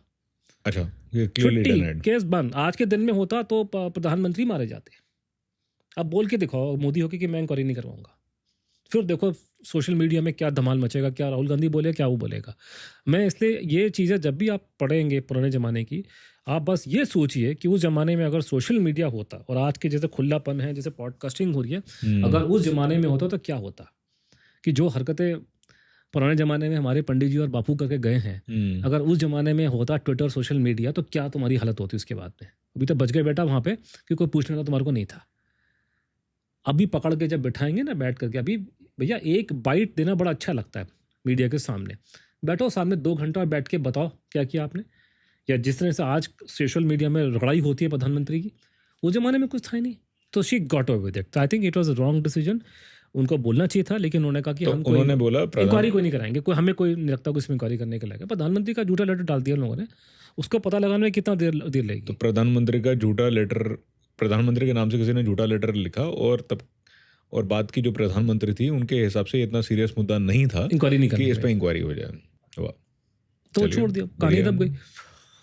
बाद में ये खबर निकल के आई बहुत टाइम बाद, साल 2000 के दशक में, उनका नाम बोल रहा हूँ वॉल्टर मैकिंटोश है क्या, मैकिंटोश करके एक आदमी जो CIA का ऑपरेशन का इंचार्ज था, उसने एक आर्टिकल लिखा, उसी ने बोला ये बात। और उसने ये आर्टिकल लिखा, उसने कहा कि मैंने आर्टिकल दिया अपने CIA में क्लियरेंस के लिए जी। तो उन्होंने उसको इतना एडिट किया कि उसमें कुछ रहने के लायक बचा नहीं। फिर उसने वही आर्टिकल उठा के एक अमेरिका में जाना माना राइटर था टेड गप, जी। तो टेड को पकड़ा दिया कि तू छाप। तो टेड गप ने अपनी किताब में इस चीज़ को डाला। तो उस वॉल्टर ने ये एक्सेप्ट किया कि वो लेटर हमने फॉर्ज किया था CIA ने। और उसका रीज़न ये था कि हमने इसलिए फॉर्ज किया क्योंकि ये शास्त्री जो है ना ज़्यादा क्लोज ना जाए इन चीज़ों के और उनके आपस में डिवीजन रहे। पंडित जी थोड़े से प्रो रशियन थे लेकिन शास्त्री इतना प्रो रशियन नहीं था। तो मीटिंग करा रहे हैं, थोड़ा सा ऐसा करते हैं कि ये इनके आपस में थोड़ा सा प्रॉब्लम हो। जब वापस वहाँ से आएंगे तो शास्त्री नाराज होंगे, वो तो पता लगाएंगे भी किसने झूठा लेटर डाला मेरे नाम से। तो this will create a bad blood. तो कहता हमारा इंटेंशन ये था और हम लोगों ने ये लिया। और एक हमारा एजेंट नहीं, पर उन्होंने झूठी लेटर लिखी फॉर्जरी। उन्होंने बताया कि हमने ही फॉर्जरी करी, हमने ही फॉर्जरी बना करके हमने ये लेटर प्लांट कराया और जानबूझ करके हमने उसमें टेलीटेल साइन छोड़ दिए 2-4 के दिखाने के लिए कि लोगों को मालूम चल जाए कि नकली लेटर है। वो भी उन्होंने इंडिकेशन दे दिया कि ऊपर से उन्होंने निशान थोड़ा सा टेढ़ा कर दिया, वट पकड़े जाए ताकि ताकि पकड़ा जाए, जैसे प्लांटेड सॉरी उन्होंने। तो उसने वॉल्टर ने बोला कि हमने ही करवाया। बट इसमें उनको फायदा क्या हो रहा था? उनका फायदा ये था कि इसमें कि उनको लगा था कि सोवियत रशिया जो है, पंडित जी बहुत क्लोज में थे लेकिन शास्त्री थोड़ा इंडिपेंडेंट आदमी है, लेकिन अभी भी यहाँ जा रहा है ताश करने। तो अगर हम ये ऐसा लेटर डाल देते हैं और वहाँ से वापस आएगा शास्त्री जी आएंगे और आकर के जब वो बोलेंगे कि लेटर झूठा था, तो this is somehow will spoil the relationship the atmosphere between India and Russia की झूठे खबरें इसके अंदर प्लांट हो रही हैं just to vitiate and create dissatisfaction. Basically उनकी एक बैड परसेप्शन या कोई भी मतलब वो थोड़ा सा आपस में बैड ब्लड क्लियर करने के लिए छोटी चीज़ पे नकली लेटर आपने डाल दी। उन्होंने कहा कि हमारा एक आदमी था ब्लिट्स में, CIA का कोई एजेंट होगा, उसको डाल। ये तो ऐसी मजे लेने वाली बात हो गई। मतलब क्या कहते हैं, अगर देखा जाए इंटेलिजेंस वाले मजे भी लेते हैं, लेकिन मैं आपको बता रहा हूँ कि इसमें ऑथेंटिक बात है कि वॉल्टर ने खुद बोला और टेड गप ने अपनी किताब में छापा और टेड गप is not is a respectable person. ठीक है, तो ये उसने लिखा, मैं आपको बता रहा हूँ। लेकिन प्रॉब्लम ये हुई जो उसने बता बाद में जिस बात को लेके वॉल्टर साहब बहुत तकलीफ में आ गए थे बाद में, कि वो जिस आदमी को उन्होंने ब्लिट्स में वो स्टार लेटर छापने के लिए बोला था वो डबल एजेंट निकला। तो कह रहा उसने वो लेटर जो है ना रशियन को दिखा दिया। तो वॉल्टर साहब इस दुख में मरे हैं कि हमने ही उनको एक लेटर नकली बना के दे दिया, उन्होंने बंदे को वहाँ मार दिया और मारने के बाद में इसी लेटर को दिखा के उसकी तारीफ कर रहे हैं उन लोग करके। तो समहाउ ही फेल्ट कि हम लोगों ने रशियन नैरेटिव को प्रमोट किया। और वॉल्टर का ये मानना था कि जैसे कई लोगों कि कुछ ना कुछ गड़बड़ वहाँ पे हुई है। As an individual he felt that way, not as a agency की बात अलग, मैं भी उस पर नहीं आ रहा अभी। तो ये कहानी निकल के एक उसमें आई है। तो ये कहानी लेकिन यहाँ भारत में सन 67 में ख़त्म हो चुकी थी। गवर्नमेंट ने कहा हम इंक्वायरी नहीं करेंगे, लेकिन जो CIA का बंदा था उसने 20-30 साल बाद उगल दिया और इस किताब में छाप दिया, जो 7 साल 2000-2001 में किताब छपी थी, उसमें ये लिखा हुआ है। So that is where the story ends. उसके बाद में शास्त्री जी का मुद्दा 67 के बाद जीरो, कोई उस पर कोई डिस्कशन नहीं, कोई इंक्वायरी नहीं। प्राइवेट में लोग जो बोलते हैं कुछ नहीं हुआ, लेकिन होता ये था अगेन जब बात उठी तो गवर्नमेंट को पूछा आप इंक्वायरी करवाओ। तो उन्होंने ये बात बोली साफ सरकार ने कि भाई हम इंक्वायरी क्यों कराएंगे, जब हमको डाउट होगा तो इंक्वायरी करवाएंगे ना, डाउट ही कोई नहीं तो किस बात की इंक्वायरी करनी। नहीं तो गवर्नमेंट को अगर किसी चीज़ का डाउट नहीं था तो गवर्नमेंट के हिसाब से डेथ का रीज़न क्या था? हार्ट अटैक से मरे। ही वॉज हार्ट पेशेंट, वो हार्ट अटैक हो गया। उन्होंने फिर वो वहाँ पे जो डॉक्टर्स थे उनके मरने के बाद में उन्होंने सर्टिफिकेट बना के दे दिया, उस पर लिखा नहीं, वो ठीक है, बट हार्ट अटैक कैसे डिटरमिन किया? कोई पोस्टमार्टम हुआ? पोस्टमार्टम वो भी बात पे आऊँगा। पोस्टमार्टम तो नहीं हुआ था, वो तो बात की बात है, लेकिन डॉक्टर चुप में आऊँगा बिकॉज पोस्टमार्टम तो मेरे वाले में आऊँगा क्योंकि मैंने उस पर कुछ काम किया। तो जब ये बात निकलने शुरू हुई तो जीवन में पहली और आखिरी बार लाल बहादुर शास्त्री जी की जो मिसेस थी ललिता शास्त्री जी, वो उन्होंने मुंह खोला पब्लिक में। 1970 की बात है, 1970 के बीच में उन्होंने ललिता शास्त्री जी ने धर्मयुग पेपर में इंटरव्यू दिया और उसमें उन्होंने बताया, और वो बाद में उस बात को कंफर्म करने वाले उनके परिवार के लोग भी हैं। खैर धर्मयुग में लिखा हुआ था, वो धर्मयुग बहुत बड़ी मैगजीन थी, हिंदी की, टाइम्स ऑफ इंडिया ग्रुप की मैगजीन थी। उसके अलावा उसी बात को जगदीश कुडेशिया जो शास्त्री जी के बड़े खासम खास थे, कांग्रेस के बड़े नेता थे, दिल्ली प्रदेश कांग्रेस के चीफ थे, पंडित जी को जानते थे, सबको जानते थे, बड़ा आदमी थे, छोटे मोटे आदमी, उनके बच्चे वगैरह अभी भी यहाँ अच्छी जगह पे हैं, पोते पाते फॉरेन कंट्री में अच्छी जगह बैठे हुए, तो बड़े आदमी हैं। तो उन्होंने सबने पब्लिकली जो बेसिकली जो ललिता शास्त्री जी ने बोला, तो पहली बात उन्होंने जो बोली कि जब उनकी बॉडी यहाँ पे लाई गई तो लड़का हरी शास्त्री जी के बड़े लड़के वहाँ पे थे, तो वहाँ पे और बाद में जब वो बॉडी को यहाँ लाया गया, इन्होंने हमारे को परिवार के लोगों को बॉडी के पास में आने जाने से रोकना शुरू कर दिया। ठीक है, और जब परिवार ने उनकी बॉडी को देखा स्पेशली जब यहाँ पे लाए और उनको स्नान आखिरी संस्कार के लेके जाते तो उन्होंने कहा कि हमको वो दिखाई दिया कि शक्ल वकल ठीक नहीं है। तो जैसे ही हमने उनको बोला कि ये इसमें कुछ प्रॉब्लम दिखाई दे रहा है शरीर में, क्या प्रॉब्लम दिखाई दे रही है? मैं अभी आता हूँ उस पर, लेकिन उस पर उन्होंने जैसे ही उन्होंने बोला कि इसमें कुछ प्रॉब्लम है हमें दिखाई दे रहा है करके, जो परिवार ने पहले दिन से कोई को उनको शक्ल देखते मालूम चल गया था कि कुछ प्रॉब्लम है, कि ये शक्ल में कुछ देखने में ख़राब। शास्त्री जी पिंक उनकी शक्ल थी, गुलाबी रंग थे बिल्कुल, तो वहाँ बिल्कुल ही वो शक्ल डार्क हो गई बिल्कुल से, और नीले नीले बढ़ गए निशान जो भी था वो सब उस पर दिखाई दिया उनको। तो जैसे ही उन्होंने बोला कि देखो इसमें कुछ है, तो सडनली फटाक से कोई जाकर के चंदन का लेप लगा दिया शरीर उनके मुंह पे। तो what the first thing that Lalita ji says that there was an attempt on the part of the government to prevent the family members from seeing Shastri's body. और जब शरीर परिवार वाले अपने उनका पार्थिव शरीर नहीं देख पा रहे, थोड़ा दूर रखा गया, लेकिन दूर कब तक रखा रखेंगे? जब वो देखा तो उनको दिखाई दिया कि कुछ इसमें अनयूजुअल चीज़ है। तो जब अनयूजुअल चीज़ को उन्होंने इंडिकेट किया तो उन्होंने फटाक से उसके उनके मुंह पे उन्होंने चंदन का लेप लगाया, जो उन्होंने बोला कि ये छुपाने की कोशिश की थी लेकिन वो नहीं छुपा सके। ठीक है, उसके बाद में शास्त्री जी की वाइफ ने और बाद में और लोगों ने, अभी भी उनके हैं, लेकिन उन्होंने जो डिस्क्रिप्शन दिया उनकी बॉडी किस कंडीशन में थी, किस कंडीशन उसमें उन्होंने पहली बात बताई कि एक तो शरीर में यहाँ से लेकर के सारा पूरा इस पोर्शन में वी के शेप में था, लेकिन यहाँ से पूरा डार्क हो गया था। ठीक है, and then it was very stiff, it has got lot of dark, बिल्कुल ब्लू करके पैच थे, डार्क हो गया था। Body had become very stiff, शरीर ब्लोट कर गया था ऐसा, और इतना ब्लोट किया था कि जब आखिर संस्कार के लेके गए थे तो बड़ी मुश्किल से कुर्ता उतारा है और बनियान उतरी नहीं, बनियान को फाड़ना पड़ा। उसके ब्लोट कर गया, ब्लोट कर गया। और उसके बाद में गर्दन के पीछे में यहाँ पे इधर कोई छेद था, एक छेद पेट के नीचे था, उस पर प्लास्टर पोस्टर लगा रखा था, एक छेद यहाँ था, और इस छेद से वो कहते कोई लाल रंग का खून जैसा कोई चीज़ निकल के आ रही थी। और सारे वो कपड़ों में जिसमें लेकर के आए हैं, उनकी टोपी शोपी सारी, तो उनके मुझे फैमिली ने दिखाई थी टोपी अभी तक वो लाल खून से लथपथ थी। वो टोपी आपने देखी थी? हाँ, अभी तो खैर वो लाल नहीं बचा, ब्राउन सा दिखा, पुराना हो गया, लेकिन वो है परिवार के पास में। लेकिन वो कहते हैं कपड़े सारे, और ये ललिता जी ने सबने बोला उन्होंने कि वो खून से लथपथ थे, लाल, वो टॉवल शॉवल जो लेके कपड़ों में लिटाया हुआ था वो सारे लाल हो रखे थे ऐसे करके। तो ये उन्होंने बोला, और ललिता जी ने फिर बोला कि जो उन्होंने डिस्क्रिप्शन दिया वो डेथ का गवर्नमेंट से थोड़ा वेरी कर रहा था, कि उन्होंने भी बात बोली कि नहीं खाने में कुछ नहीं था, लेकिन वो जो दूध लेने के पानी उन्होंने पिया, वो पीने के पानी वहाँ थर्मस में रखा था। अच्छा, उनके रूम में था, तो वो कहते पानी पी के, कहती मुझे खाने का नहीं है, पानी में कुछ था, और उन्होंने डिस्क्राइब किया, उन्होंने भी रामनाथ से बात की होगी। तो कहते कि वो उनको पीने के बाद में उनको सिर में हल्का सा भारी हुआ उनका। ये सिर में भारीपन की बात गवर्नमेंट के वर्जन में कहीं नहीं आ रही है, तो ललिता जी का वर्जन थोड़ा सा डिफरेंट कर रहा था। तो उन्हें कैसे पता ललिता जी को कि पानी? मोस्ट लाइकली ललिता जी ने सब लोगों से बातचीत की, रामनाथ वापस आए हैं, कपूर साहब वापस आए हैं, वो सारे के सारे वापस भी तो आए हैं ना वो लोग। करेक्ट। तो उन्होंने उनसे बात की, रामनाथ उनके पास ही था फैमिली के पास में, तो ये उनके वर्जन में बोल रही थी, पर ये गवर्नमेंट के वर्जन में नहीं। हाँ, गवर्नमेंट के वर्जन से वेरिएशन उनका आ गया। फिर उन्होंने कहा जी वो, फिर उन्होंने एक बात और बोली कि बाद में जब उनको ये, उन्होंने बोला कि जब उनको तकलीफ हो रही थी, आखिरी समय आया था, तो उन्होंने वो थर्मस पे ऐसे उंगली करके इशारा किया, तो उन्होंने लाके पानी देने की कोशिश की, शायद पानी मांग रहे हैं, तो पानी देने से मना कर दिया। ये ललिता जी का वर्जन है, ललिता जी का वर्जन है कि उनको फिर इंडिकेशन किया। तो उनका ललिता जी का जो बोलने का मतलब था वहाँ पे, और बाद में भी आप देखेंगे कि उनको डाउट था या उनका शक था कि there was something wrong with the water and thermos. और उन्होंने ये स्टेटमेंट भी दिया कि थर्मस वहाँ से वापस नहीं आया जिसमें पानी था, उन्होंने ये स्टेटमेंट दिया है। ठीक है, उनका सामान वापस आ गया लेकिन थर्मस नहीं आया। ये बात उन्होंने उस टाइम में बोली थी। कुछ बात मैं आपको बताऊंगा बाद में, जो उस टाइम हुआ था कि उन्होंने उस टाइम पे इंडिकेट दिया धर्मियों को, लेकिन बताया नहीं।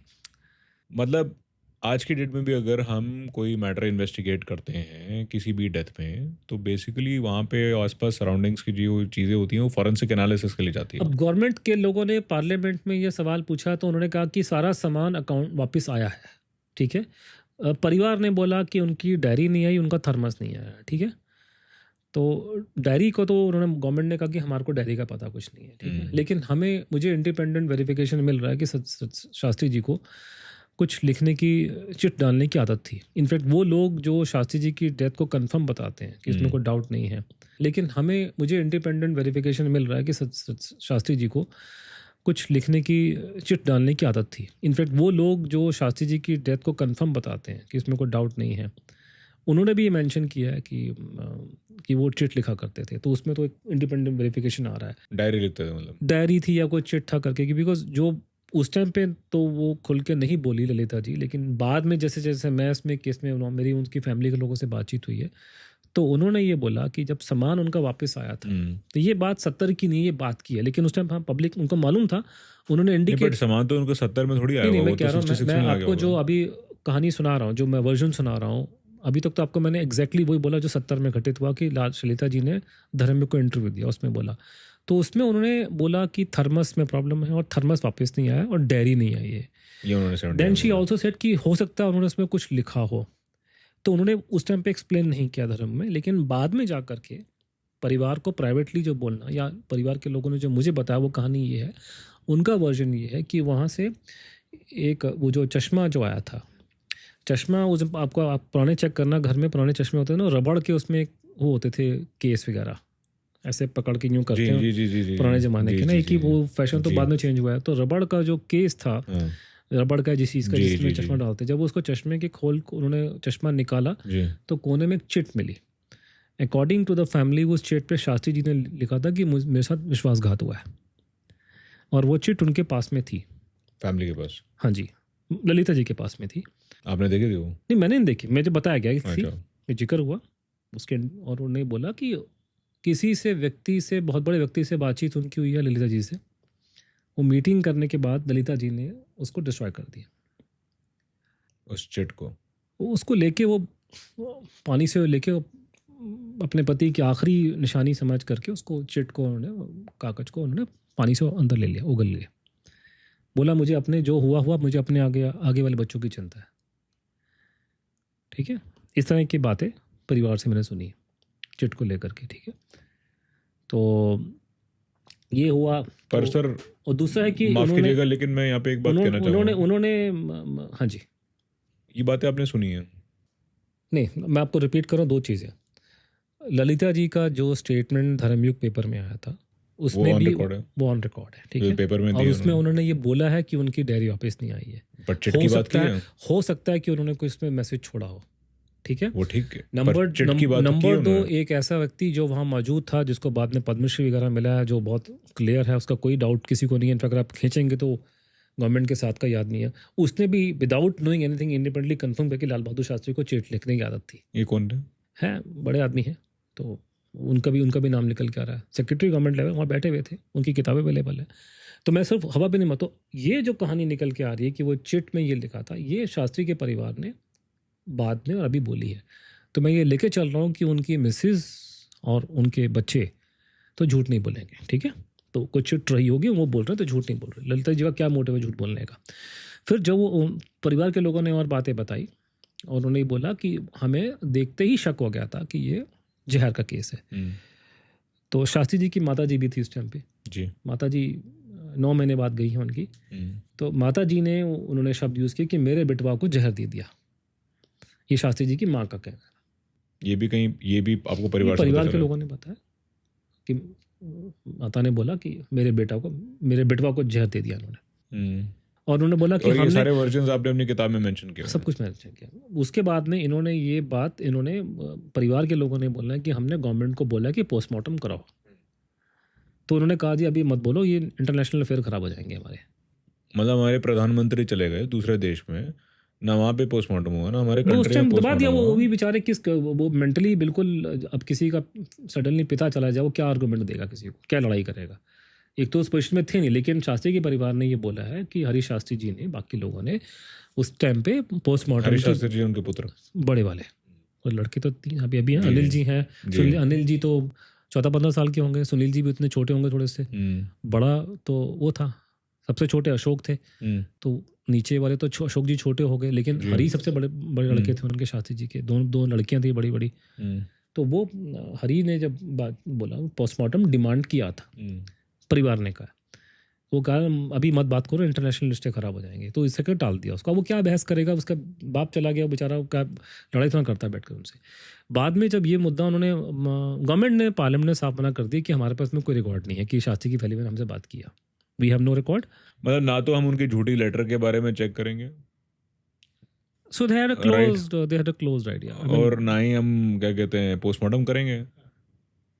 तो ये उन्होंने बातचीत, तो उसमें करते करते करते करते जब ये पूरा मुद्दा निकलता है तो उसमें 2-3 बातें सामने आती हैं जिसमें आपको दिखाई देता है कि government is not being truthful. पहली चीज़ तो ये कि मैंने आपको महावीर प्रसाद भार्गव का जिक्र किया था, ठीक है, और उसी दौरान जो ये पार्लियामेंट में जो डिबेट चल रही है, लड़ाई चल रही है, उसमें एक व्यक्ति और ऐड हो जाता है जिसका नाम था टी.एन. सिंह. टी.एन. सिंह एक ज़माने में बहुत थोड़े टाइम के लिए मेरे ख्याल से यूपी के सीएम थे और बाद में गवर्नर थे बंगाल के.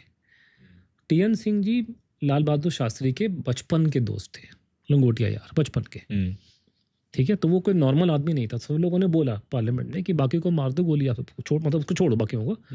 टी.एन. सिंह ने बोला कि मैं मेंबर ऑफ पार्लियामेंट की हैसियत से नहीं बोल रहा.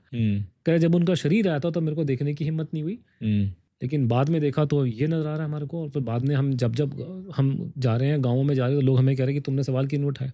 तो टी.एन. सिंह ने जो स्टेटमेंट दी है पार्लियामेंट में उससे हड़कंप मच गया था, क्योंकि ये टी.एन. सिंह शास्त्री जी के दोस्त थे. क्या स्टेटमेंट थे उनके? यही बोला कि प्रॉब्लम है, आप लोग पोस्टमार्टम नहीं करा, आपने ये नहीं किया. जो सारी जो डिबेट हुई है उसमें बहुत से लोगों ने हिस्सा लिया. तब तो वैसे भी बहुत देर हो चुकी थी, लेकिन अंतिम संस्कार हो चुका ये बात को छा, लेकिन उसमें करते करते 2 बातें बड़ी सी बाहर निकल के आए जिसको निकालने में टी.एन. सिंह का भी हाथ था. वो आपने पकड़ लिए थोड़े पहले. ये इतने चालू किस्म के लोग हैं. जब उनको सवाल पूछा गया कि शास्त्री जी कमरे में फ़ोन क्यों नहीं था, तो उन्होंने आंसर दिया कि स्वीट में फ़ोन था. ठीक है, स्वीट का मतलब होता है कि 2-3 कमरे अटैच होते हैं, बड़ा पूरा घर टाइप होता है जी, उसे स्वीट कहते हैं जी. बड़े से बड़े होटल में होता है कि स्वीट मिलता है सब. करेक्ट. एक कमरे में रहेंगे साहबों को तो बड़ा घर चाहिए होता है. तो वहाँ पे शास्त्री जी का एक बेडरूम था, उसके साथ में एक और रिसेप्शन रूम, वो एक स्टडी थी, और स्टडी के साथ में एक उनका एक रिसेप्शन रूम था. 3 कमरों की एक इसको स्वीट था. तो बीच वाले कमरे में शास्त्री जी के बेड से 7-8 मीटर आगे फ़ोन लगे थे. तो रियलिटी ये है कि आज की डेट में मैं और आप किसी होटल में जाएं जहाँ पे स्वीट में हम रखेंगे, कमरे में तो फ़ोन होगा ही होगा. तो आपके बेड के साथ में बिल्कुल होगा. 8 मीटर दूर अगर आपने फ़ोन लगाया है तो और वो आदमी चल करके अगर 8 मीटर जा रहा है तो 4 मीटर और चला जाएगा, वो भी हार्ट पेशेंट के लिए. तो 8 मीटर में नुकसान उनका हो चुका था. तो सवाल ये बहुत नहीं, सवाल मोटा मोटा ध्यान में रखना इस बात को. और ये बात को मैं स्पेसिफिकली सुभाष बोस वाले केस में लेकर आऊँगा कि सत्यमेव जयते की बात कौन करता है दुनिया के अंदर. आपने नहीं लिया तो गवर्नमेंट ने कहा जी नहीं ऐसी गलत बात है, हमें कोई ऐसा कुछ नहीं हुआ. तो उन्होंने साफ पल्ला झाड़ लिया कि ऐसा कुछ कि हमें कोई पोस्टमार्टम ऑफर नहीं किया. हाँ हमने नहीं. उसके बाद में फिर गवर्नमेंट ने एक स्टेटमेंट निकाल के दी कि उसके हिसाब से गवर्नमेंट का वर्जन डिक्लेयर कर दी कि वो मर गए थे. और रशियन रिकॉर्ड्स पे है कहीं पे कि उन्होंने ऑफर किया था पोस्टमार्टम. मैं आ रहा हूँ उस पर. तो उस पर ये करते करते करते ये कहानी सन 70 में हुई, और ये उसके बाद में भारत पाकिस्तान की टेंशन हो जाती है. और उसके बाद में 1970 में ये जो डिस्कशन हुई है दिसंबर में, उसके बाद में लाल बहादुर शास्त्री का case was completely buried as far as. ठीक है, मैं और आप बैठ के घर में बातचीत कर सकते हैं, लेकिन in so far as government politics is concern या कोई उसके बाद 71 वॉर हो गई. 71 के बाद दुनिया पूरी अपनी भूल गई, सब कुछ भूल गई. हमारे देश के लोग हैं तो बड़े बड़े महान है ना. जब तक ऑपरेशन सिंदूर चलेगा तो बड़ी फौज की याद आएगी. सिंदूर के बाद 5वें दिन क्रिकेट का मैच होगा, वो सब भूल भा जाएंगे. उनकी मेमोरी में क्रिकेट मैच के अलावा फिल्मों के अलावा कुछ रहता नहीं है. बस वही बातें याद रहती हैं, कौन सी छक्का मारा, कौन से चौके मारे, कितने पैसे कमाए क्रिकेट वाले ने, कौन सी फिल्म आई थी. ये परमानेंट मेमोरी है लोगों की. ये बाकी सब बातें, ये सिंदूर, ये सब टेम्पररी बातें. लड़ाई के टाइम पे जय जवान जय किसान, सही कह रहे हैं. लड़ाई के टाइम पे जय जवान जय किसान, लड़ाई खत्म के बाद छुट्टी. पब्लिक की मेमोरी परमानेंट जो रिटेंशन होता है वो सिर्फ क्रिकेट के मैचों और फिल्मों को लेकर चलती है. उन्हें कुछ याद नहीं रहता. हमारे नेता बेवकूफ़ नहीं है जो अच्छे काम करके पब्लिसिटी करते हैं इलेक्शन से पहले, कि अच्छे काम करेंगे पब्लिसिटी नहीं करेंगे. बाबू तो बैठ के सुबह शाम फिल्में देखेगा बैठ के कंप्यूटर पे जा करके, उसे क्या मतलब दुनिया में क्या हो रहा है. एक तो ये प्रॉब्लम आ गई ना कि इतना ऑब्सेशन जो हो गया लोगों में, खासकर जो पागलपन पैदा हो गया क्रिकेट के लिए, कि आप सब कुछ भूल भाल के अपना सारा पैसा टाइम जो है लगा रहे हैं 15-20 लोगों को अमीर करने के लिए. पागलपंती है वो. ठीक है, वो एक अलग टॉपिक है. तो लोग भूल भाल, कहानी खत्म हो गई. The story was dead. तो the story was dead completely, and it was revived only because of me and because Agnihotri ji. और 2009 में जो मैंने RTI लगाया था, that was a revival of the whole story. तो सर 1970 से 70 में केस बंद 70 में केस बंद हो गया. 2009 में आपने RTI डाली तो आपने केस को फिर से जगह, राइट. लेकिन आपने बीच में बोला कि बीच में 1990 में कुछ ऐसी घटनाएं बीच में घटी थी जिससे. So can you share that, and तो उसमें मैंने आपको बताया कि इसमें से एक महावीर प्रसाद भार्गव जी थे, मेंबर ऑफ पार्लियामेंट। जब ये केस 1970 में बहुत डिस्कस हुआ है पार्लियामेंट में, तो महावीर प्रसाद भार्गव जी ने ये एलिगेशन लगाया था कि मुझे खबर लगी है कि रूसियों को शक हुआ था कि कुछ गड़बड़ है और उन्होंने आपको पोस्टमार्टम ऑफर किया था, आप लोगों ने मना कर दिया। और भारत सरकार ने पार्लियामेंट में 1970 में बोला कि ऐसी कोई बात नहीं हुई है। ठीक है, ये महावीर प्रसाद भार्गव जो थे कांग्रेस के इनके- थे, कांग्रेस के थे और इनके दोस्त थे। वो टी.एन. सिंह जी थे। TN ये सिंह जी थे। शास्त्री जी के दोस्त Correct. होंगे, लेकिन वैसे नहीं। वो जो जिस दोस्त की आप बात कर रहे हैं वो टी.एन. सिंह, जो शास्त्री जी के जी। बचपन के दोस्त। जी जी जी। तो ये इन्होंने एलिगेशन लगाया कि आपने ये किया। तो साल ये 96 के आसपास में आकर के उस टाइम पे 2-3 किताबें आती हैं। तो वो किताबें लिखने वाले उस ज़माने के वही फॉरेन सेक्रेटरी और होम सेक्रेटरी थे जो ताशकंद में मौजूद थे। अब उनका लिखने का इरादा तो गवर्नमेंट को चैलेंज नहीं करना था, लेकिन गलती से उन्होंने कुछ ऐसी डिटेल डाल दी उसमें जो उनको डालनी नहीं चाहिए थी। तो उसमें जो रेलिवेंट चीज़ ये कि जो ललन प्रसाद सिंह, जो एलपी सिंह, जो आईसीएस ऑफिसर थे, बड़े जाने माने बिहार के, वो जो होम सेक्रेटरी थे और जो ताशकंद में मौजूद थे उस टाइम पे, उन्होंने अपनी किताब में लिख करके ये बात गलती से उनके मुंह से निकल गया कि रशिया ने ऑफर किया था पोस्टमार्टम। इसका मतलब सरकार ने झूठ बोला है पार्लियामेंट में। ठीक है, बाकी जो बात लिखी उसको छोड़ दीजिए, लेकिन उसने ये बात बोल दी कि हाँ उन्होंने ऑफर किया था। तो जब रशिया ने आपको ऑफर किया है, आपने पार्लियामेंट में क्यों झूठ बोला है? ठीक है, नंबर 1। नंबर 2, आपने इंडिया 70 में आप जा रहे हैं। 70 जब आपकी डिस्कशन हो रही है तो आपको मैंने बताया कि उससे पहले भी लोगों ने मोहम्मद जान का नाम लिया कि मोहम्मद जान से कुछ गड़बड़ हुई है। उन्होंने एलिगेशन लोगों पे लगाया। सरकार ने कहा जी हमारे को कोई खिलाफ रिपोर्ट उसकी नहीं आई है। तीसरा, सरकार ने छाती ठोक के बोला कि इसमें हमें को डाउट करने की गुंजाइश ही नहीं है, तो किस बात की इंक्वायरी करवाएं। और खासकर उन्होंने मोहम्मद जान को क्लीन चिट दे रखी थी। तो पहला झूठ इनका ये पकड़ा गया कि इन्होंने पोस्टमार्टम ऑफर हुआ था। फंसवाने वाला जो आदमी है वो भी होम सेक्रेटरी जो वहाँ बैठा हुआ है, तो उसके ऊपर तो कोई है नहीं ऑफिसर। फिर प्रॉब्लम दूसरी ये निकल, मतलब या तो सरकार पार्लियामेंट में झूठ बोल रही है, होम सेक्रेटरी बाद में होम झूठ सेक्रेटरी बोल रहे झूठ नहीं बोलेगा, और रेलिवेंट पर्सन है, वहीं पे था वो। किताब सोच समझ के लिखी है, उसकी क्रेडिबिलिटी किसी भी पॉलिटिशियन से बहुत ज़्यादा है। ठीक है, तो वो ठीक बोल रहा है। I will believe Lalan Prasad Singh, I will not believe the government concern. फिर उसके बाद में एक और प्रॉब्लम निकल के आती है कि 1990, आपको पता है कि 1985-86 में गोर्बाचोव बने थे और सोवियत रशिया के राष्ट्रपति। वो थोड़ा खुलेपन की बात करते थे, करते करते करते उनका कंट्री डूब गया वहाँ पे, और रशिया टूटना शुरू हुआ। और 91 में तक आते आते रशिया टूट गया और सोवियत रशिया बन गया, टूट गया और रशिया बन गया। हाँ, वो ये सब खत्म हो गया। तो ये जो दौर चल रहा था, तो उस दौर में थोड़ा खुलेपन का माहौल आ गया। ऐसी बातें जो लोग पहले नहीं करते थे वो लोगों ने करना शुरू कर दिया। ठीक है, जैसे फॉर एग्जांपल, उससे पहले ऐसा लोगों को लगता था कि ये बीमारी है भारत के लोगों में है कि सुभाष चंद्र बोस मरने के बाद में रूस में थे, ये लोग बोलते थे। तो 1980 के दशक के आखिर में हमें मालूम चला कि ये बीमारी रूसियों की भी है। रूस वाले भी कहते हैं कि सुभाष बोस हमारे पास में थे। तो वहाँ पे लोगों ने खुल करके, और खासकर जो सिक्योरिटी इंटेलिजेंस के लोगों ने बातचीत करनी शुरू कर दी, क्योंकि पहले उनको बोलने की परमिशन नहीं थी, उन्होंने बोला। तो उसी दौरान में जो सोवियत रशिया की एक, यहाँ पे जब टूटने से पहले यहाँ पे इनकी जो एम्बेसी थी, जो रशियन एम्बेसी है, उनकी एक मैगजीन आती थी सोवियत लैंड। उस मैगजीन में एक रिटायर्ड केजीबी जो उनके इंटेलिजेंस के अफसर ने, इनकी अपनी मैगजीन थी, राइट? इन हाउस मैगजीन थी, एक तरीके से माउथ पीस था उनका, एम्बेसी की। ऑफकोर्स उनकी गवर्नमेंट की मैगजीन है, तो गवर्नमेंट की मैगजीन सोवियत लैंड की जो उनकी मैगजीन थी, उनकी जनरल था, उसमें एक आर्टिकल छपा जो किसी रिटायर्ड केजीबी के बंदे ने लिखा। तो उसने करते करते करते उसमें उसने 2 बातें बोली। पहली बात तो उसने बोला कि जो जिस दाचा में उनको ठहराया हुआ था वहाँ पे वायर टेपिंग उन्होंने की हुई थी, कि वो सुन रहे थे। ऑब्वियसली वो तो कॉमन बात है। सो रशियन एम्बेसी की ऑफिशियल मैगजीन के अंदर फॉर्मर केजीबी एजेंट ने लिखा कि जहाँ पे, ऑफिसर ने, एजेंट तो बहुत छोटी चीज़ है, ऑफिसर ने लिखा कि जहाँ पे दाचा में ठहरे हुए थे वहाँ पे इनके फोन वोन बग किए हुए थे, वायर टैपिंग। बिल्कुल, हम भी करते हैं, हम तो उसके उस्ताद हैं। वो तो हमारे उस सामने तो कभी आप सुभाष वाले में बात करूंगा, हम तो उस्ताद हैं उस चीज़ के। हम तो उसके आप कंपेयर करेंगे तो ये लोग हमारे बच्चे हैं सारे, हम लोग तो उस्ताद हैं उस गेम में। तो ये वो कर रहे थे। रेलिवेंट चीज़ उसमें ये है कि उन्होंने कहा कि जब शास्त्री को सीजर आया तब हम लोगों ने सुन लिया था। The only reason we did not tell the Indian side, because Indian side को मालूम चल जाता कि ये लोग बगिंग कर रहे हैं। ठीक है, लेकिन प्रॉब्लम ये आ रही है कि सीजर आया उसको, ये बात कहीं और नहीं आ रही है। ठीक है, एक तो ये प्रॉब्लम आ रहा है। तीसरा ये प्रॉब्लम ये आ रहा है कि जब इस तरह की चीज़ अगर भारत में, दिल्ली में जो उनकी एम्बेसी अगर ये खबर छाप रही है, तो हमारे विदेश मंत्रालय के अफसर जो साउथ ब्लॉक में बैठे हुए हैं, ये क्या भांग की गोली खा के बैठे हुए थे? इन्होंने नहीं पढ़ी वो magazine. Why did they not take it up with the Russian side? कि अगर आप लोगों ने शास्त्री जी के आखिरी समय की रिकॉर्डिंग आपके पास में है तो भाई हमको दिखा दो, हमारी कंट्री में लोगों को बहुत डाउट है ना। They could have asked, right, they didn't do anything, ठीक है, कुछ नहीं किया इन लोगों ने। चोर की दाढ़ी में तिनका, चुप वही रहेगा जिसने चोरी करी है। क्यों नहीं पूछा आप लोगों ने? आपके देश में दिल्ली में उनकी गवर्नमेंट की मैगजीन बोल रही है कि उसका कमरे को हमने बगिंग की हुई थी और उसको सीजर आया। सीजर का जिक्र कहीं आ नहीं रहा आपकी गवर्नमेंट के रिकॉर्ड में। इसका मतलब कुछ गड़बड़ है। तो पूछिए उनसे, आपने भी रिकॉर्डिंग की, आप दुनिया भर को कागज़ दे रहे हो, हमको भी दे दो। तो वेरी, और इन्होंने इग्नोर कैसे कर दिया? इग्नोर नहीं करेंगे, एक नंबर के चालू, एक नंबर के उस्ताद आदमी है, ठीक है ना। तो उन्होंने नहीं बताया। उसके बाद एक प्रॉब्लम और होगी 98 के अंदर। मैंने आपको बताया था कि वो दाचा में एक इंडियन कुक था मोहम्मद जान, जिसको गवर्नमेंट ने क्लीन चिट दी हुई है कि हमें कोई डाउट ही नहीं है इसके बारे में। लेकिन आपको मैंने कहा कि वहाँ रशियन कुक भी थे। तो ये एक तो ये बात है कि इन्होंने कोई इंक्वायरी नहीं की। They should have asked natural question, correct, कुछ नहीं किया, ठीक है।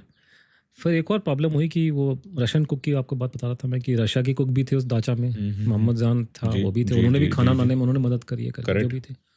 तो 98 के आसपास में एक रशियन अखबार में, उसमें से एक कुक था अहमद सताराव, उसका इंटरव्यू छपा, ठीक है। चलो मान लिया हमारे देश की एम्बेसी जो बैठी है रशिया में, उनको रशियन भाषा नहीं आती है, वैसे तो वो रशियन भाषा वालों को ही भेजते हैं वहाँ पे, करेक्ट, लेकिन उन्होंने वो नोट नहीं किया। अगर किया है तो सीक्रेट फाइल में कहीं होगा। वो इंग्लैंड के अखबार में किसी में, द इंडिपेंडेंट पेपर है, उसमें वो उसको उन्होंने छापा। मैंने पकड़ लिया था ये 2001 के अंदर, और मेरे कान खड़े हो गए थे पढ़ करके, लेकिन किसी को समझ में नहीं आया यहाँ पे लोगों को क्या हो रहा है। तो उसमें अहमद सताराव ने स्टेटमेंट दी कि हमको रात को 4 बजे KGB ने अरेस्ट कर लिया था उसी दिन 11 की उनको सस्पेशन था कि इसको जहर दिया गया। So now there are 2-3 things here. The problem number 1 कि हम लोग सोचते आए थे, कम से कम सबका ये मानना था कि शास्त्री जी की डेथ मिस्ट्री स्टार्ट तब होती है जब उनकी बॉडी को भारत लाया जाता है और यहाँ उनके परिवार वाले देखते हैं कि शरीर में कुछ दिखाई दे रहा है कि प्रॉब्लम हुई है, ठीक है। लेकिन अब ये खबर निकल के आ रही है कि डाउट पहले दिन उसी टाइम पे ताशकंद में रशियन को ही हो गया था, रशियंस को तो देयर इज गड़बड़ डाउट कि सब कुछ है, ठीक है। उन्होंने कुक को अरेस्ट भी किया है। तो ये कहानी वहाँ निकल के आती है। तो ये इतनी बड़ी घटना गवर्नमेंट की निगाह में क्यों नहीं आई? और रशियंस ने सैंपल्स भी लिए थे। वो पहले ऐसे इंडिकेशन दिए गए थे। मैं उस पर आगे आऊँगा। आगे क्या हुआ कि जब 2009 में मैंने सूचना का अधिकार का कानून लगाया तो ये केस फिर से जिंदा होना शुरू हो गया हल्का हल्का, ठीक है, बहुत बड़े लेवल पे लेकिन हल्का हल्का। उसी दौर में अगेन 2-3 घटनाएं घटती हैं। 2011 तक मेरा केस चला है। पहली चीज़ से सरकार ने कुछ कागज़ देने से मना कर दिया। विदेश मंत्रालय ने मुझे, जब उनसे मैंने पहले पूछा कि इस बारे में मुझे इन्फॉर्मेशन दी जाए, तो उन्होंने मुझे आंसर दिया कि हमारे पास में इन्फॉर्मेशन ही कोई नहीं है। साफ मुँह कर गए। मैंने कहा जी हाउ इज़ इट पॉसिबल? दूसरा एप्लीकेशन डाला, प्रधानमंत्री मरा, आपने 50 बार अपने दिल्ली में फ़ोन खड़काए होंगे, खबर भेजिए कि प्रधानमंत्री बीमार है, ये है वो है, 50 चीज़ें होंगी, टेलीग्राम जाएंगे, फलान ढमकाना होगा। आप कैसे कहते रिकॉर्ड नहीं आप लोगों के पास में? तो उन्होंने बोला, फिर ये सेकंड टाइम पूछा मैंने, जब पहले में तो साफ मुकर के हमारे पास में हमारे कोई इन्फॉर्मेशन नहीं है कंसर्न डिवीजन में, एक लेटर पड़ा हुआ है एम्बेसी में, बाकी कुछ नहीं हमारे पास में। मैंने हाउ इज़ इट पॉसिबल? फिर मैंने सेकंड एप्लीकेशन डाल के पूछा, ये बताया कि 50 तो तुम्हारे फ़ोन गए होंगे, ये होगा, इंक्वायरी होगी, इतने लोग बैठे हैं, कि आप कैसे कह रहे हैं इन्फॉर्मेशन नहीं है? तब इन्होंने क्या दीजिए नेशनल सिक्योरिटी है, ठीक है। प्रधानमंत्री ऑफिस ने बोला कि हमारे पास में एक रिकॉर्ड है जो सीक्रेट है, अब वो हम दे सकते नहीं। फिर वो उसका मैंने जो हाईएस्ट लेवल तक, जहाँ तक मैं जा सकता था, मैं चला गया इन्फॉर्मेशन कमीशन में। आखिर में जजमेंट जो है गवर्नमेंट के फेवर में है कि नहीं, वो ठीक कह रहे हैं, नहीं दे सकते।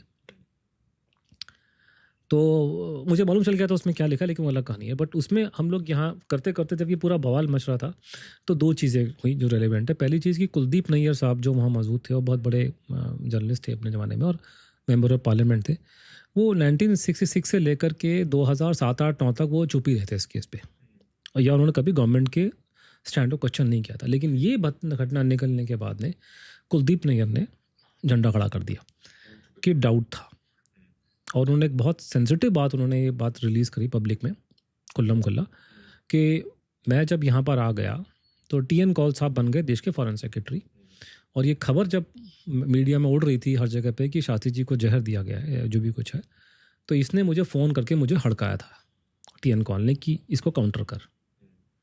सोचिए आज के ज़माने में कोई चैनल के हेड को अगर वो फॉरेन सेक्रेटरी फ़ोन करके हड़का दे या उसको बोले ये कर ये कर ये कर ये कर, और ये खबर लीक हो जाए, इसका मतलब क्या होगा?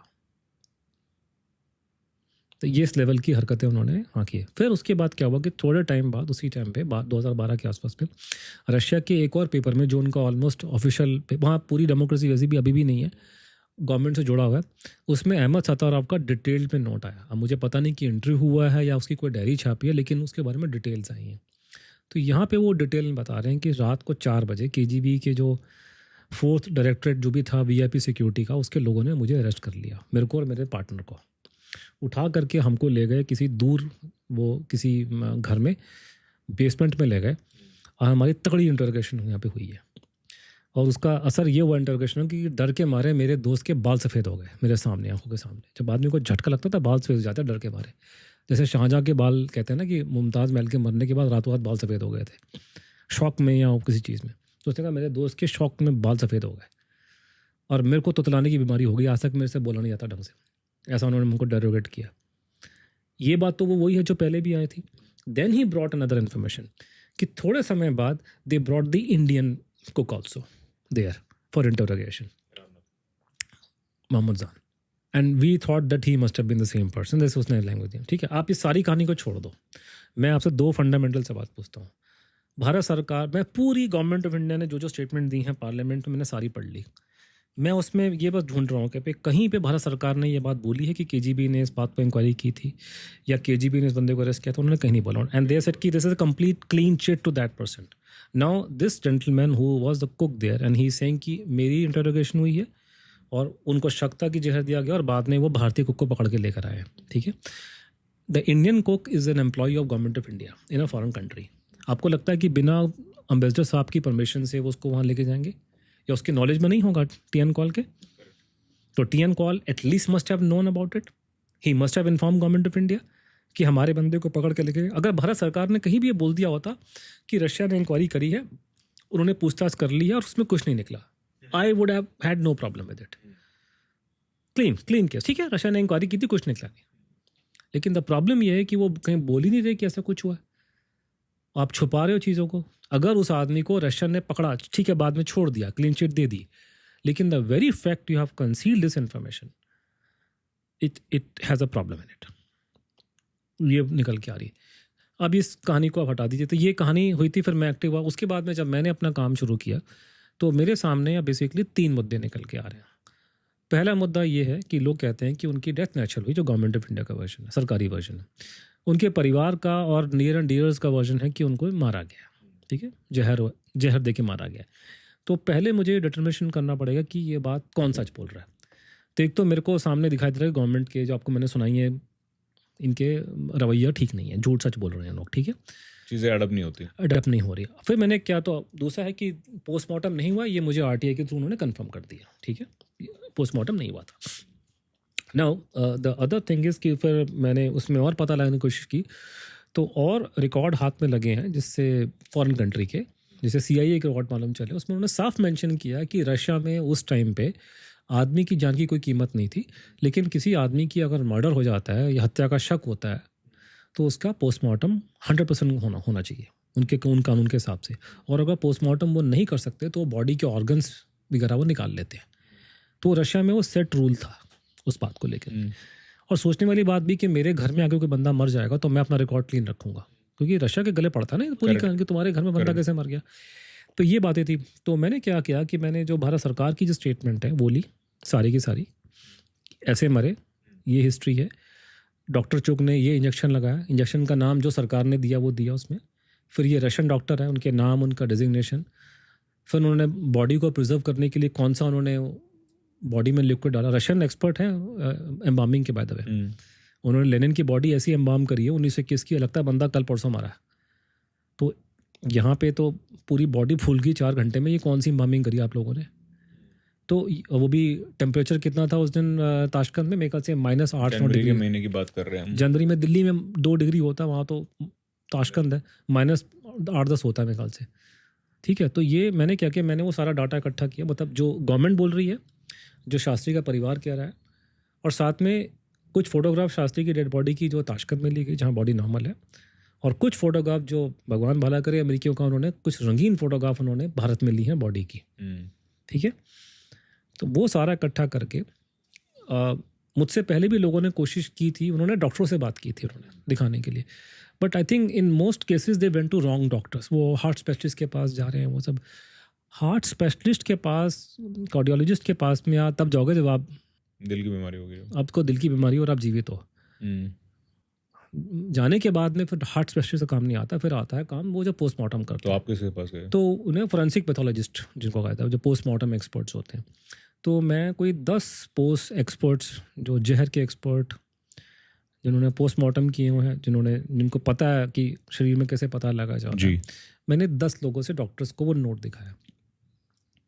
मैंने कहा ये आप देख के बताओ कि ये जो फोटोग्राफ और ये डाटा गवर्नमेंट ने ये फॉर्मुलेशन डाला, ये क्या वो क्या, मैं तो डॉक्टर हूँ नहीं, मैं तो नॉर्मल आदमी हूँ, कि ये देख करके और ये गवर्नमेंट बोल रही है, तो आपको ये बॉडी देख के लगता है कि ये आदमी हार्ट अटैक से मारा 6 घंटे पहले?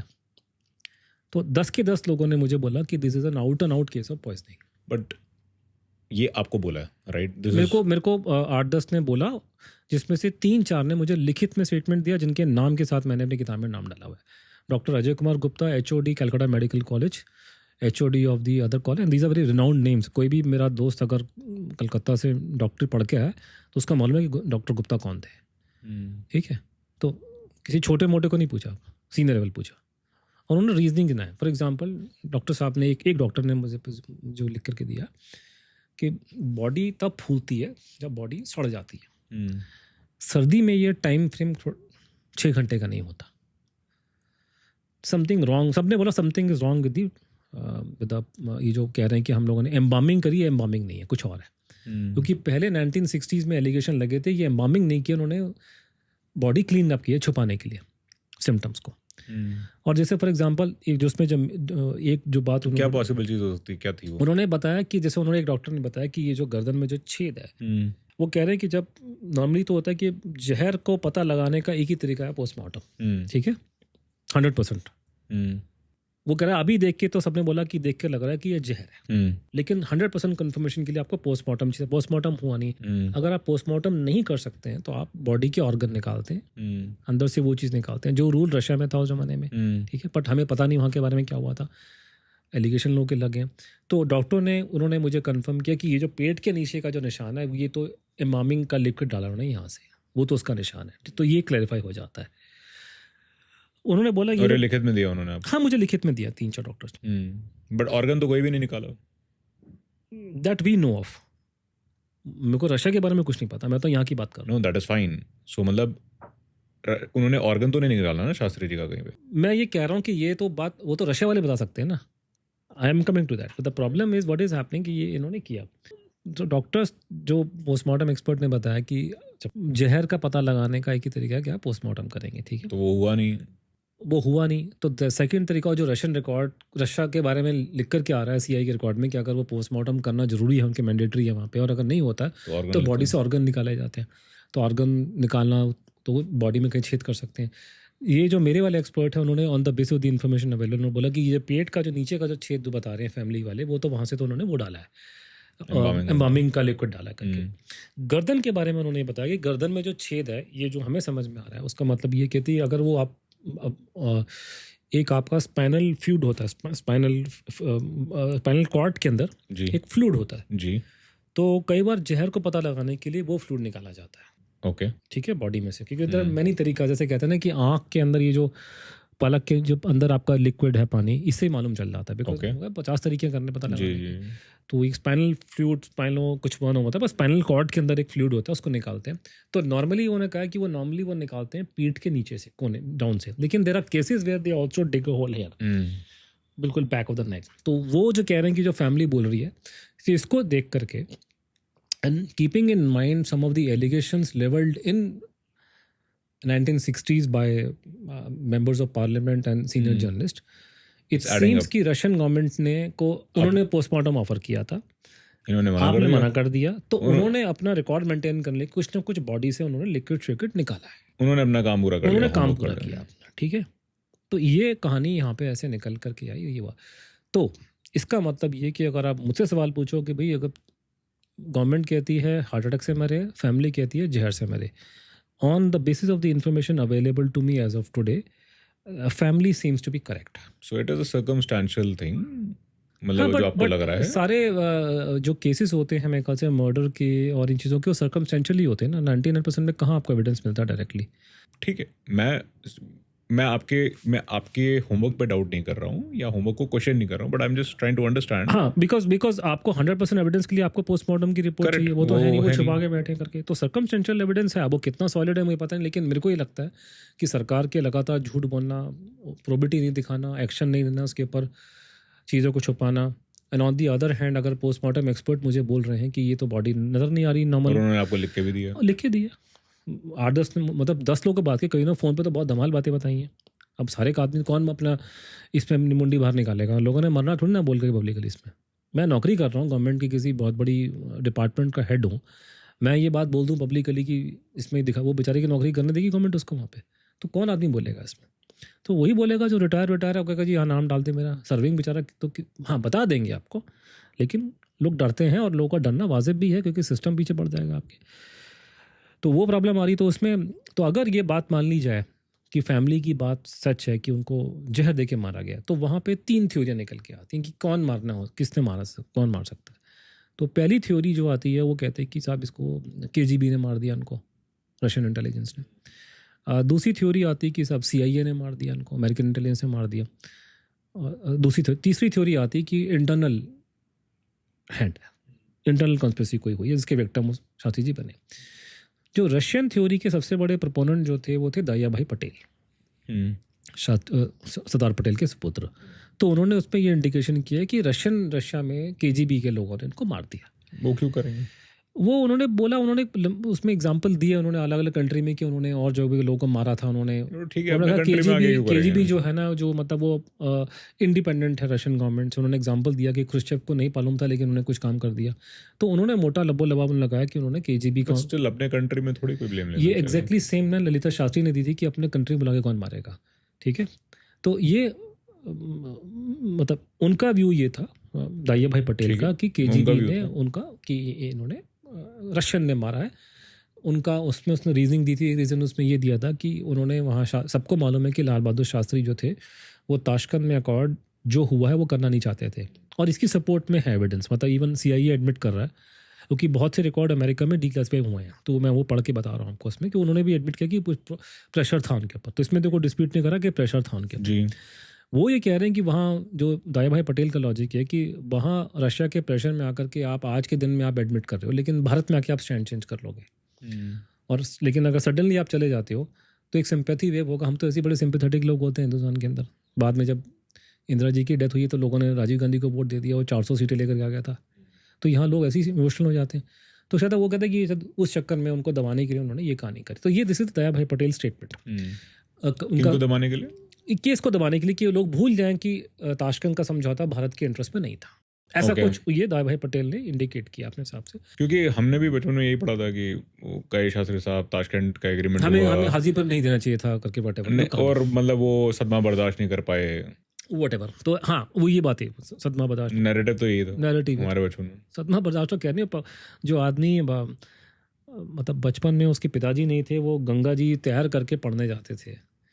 गरीब घर का बच्चा, पहला गरीब आदमी जो पहले बने वो देश के होम गृह मंत्री, जिसमें IB रिपोर्ट करती है। उसके बाद पंडित जी के बीमार होने के बाद में प्रधानमंत्री का काम कर रहे थे, और उसके बाद में प्रधानमंत्री बने। आपको लगता है कि उसका दिल कमजोर होगा उस मामले में? ऐसे हाथ पर फूलने लगेंगे तो वो प्रधानमंत्री गृह मंत्री नहीं बनने वाला वो इतना। जिन्होंने फिर 65 की युद्ध भी आपको नेतृत्व, कमजोर आदमी थे ना वो। तो ठीक है, आप वो कद काठी से कमजोर है, अंदर से तो उनका इच्छा शक्ति से ना कमजोर थे। वैसे तो सॉलिड आदमी, तभी तो इतनी ऊपर तक गए। लाल बहादुर शास्त्री को ये बोलना कि वो तो फिजिकली छोटे थे, हाइट में छोटे थे, वो कद में तो वो बड़े थे ना, नहीं तो इतने ऊपर कहाँ पहुँचते वो। एनीहो, मैं इस बात को नहीं मानता। जो मेरा असेसमेंट है कि ये असम्पशन गलत है। आधा आपने बता ही दिया कि वहाँ किसी को अगर मारना है तो अपने घर में क्यों मारेगा, घर के मार के फंसने वाली बात। तो दूसरा ये कि वहाँ पे इतना पूरा वर्ल्ड का मीडिया था, पूरे लोग थे, बदनामी होगी उनकी। बदनामी को पकड़ना बहुत आसान है, इतने लोगों के सामने कैसे मार दोगे साहब? ठीक है, इट्स नॉट किसी को मारना है जंगल में जाके मार दो। वहाँ पे तो बल्कि उनको प्रूव करना है कि मैंने नहीं किया है। मैंने नहीं किया, ठीक है ना। ये एक अच्छा पॉइंट है, ये हम बाद में आएंगे इस पे। तो ये एक तो वो मैच एड अप नहीं कर रहा। दूसरा ये प्रॉब्लम आ रही है कि अगर किसी ने भी व्यक्ति ने गलत काम किया वो छुपाता है उसको।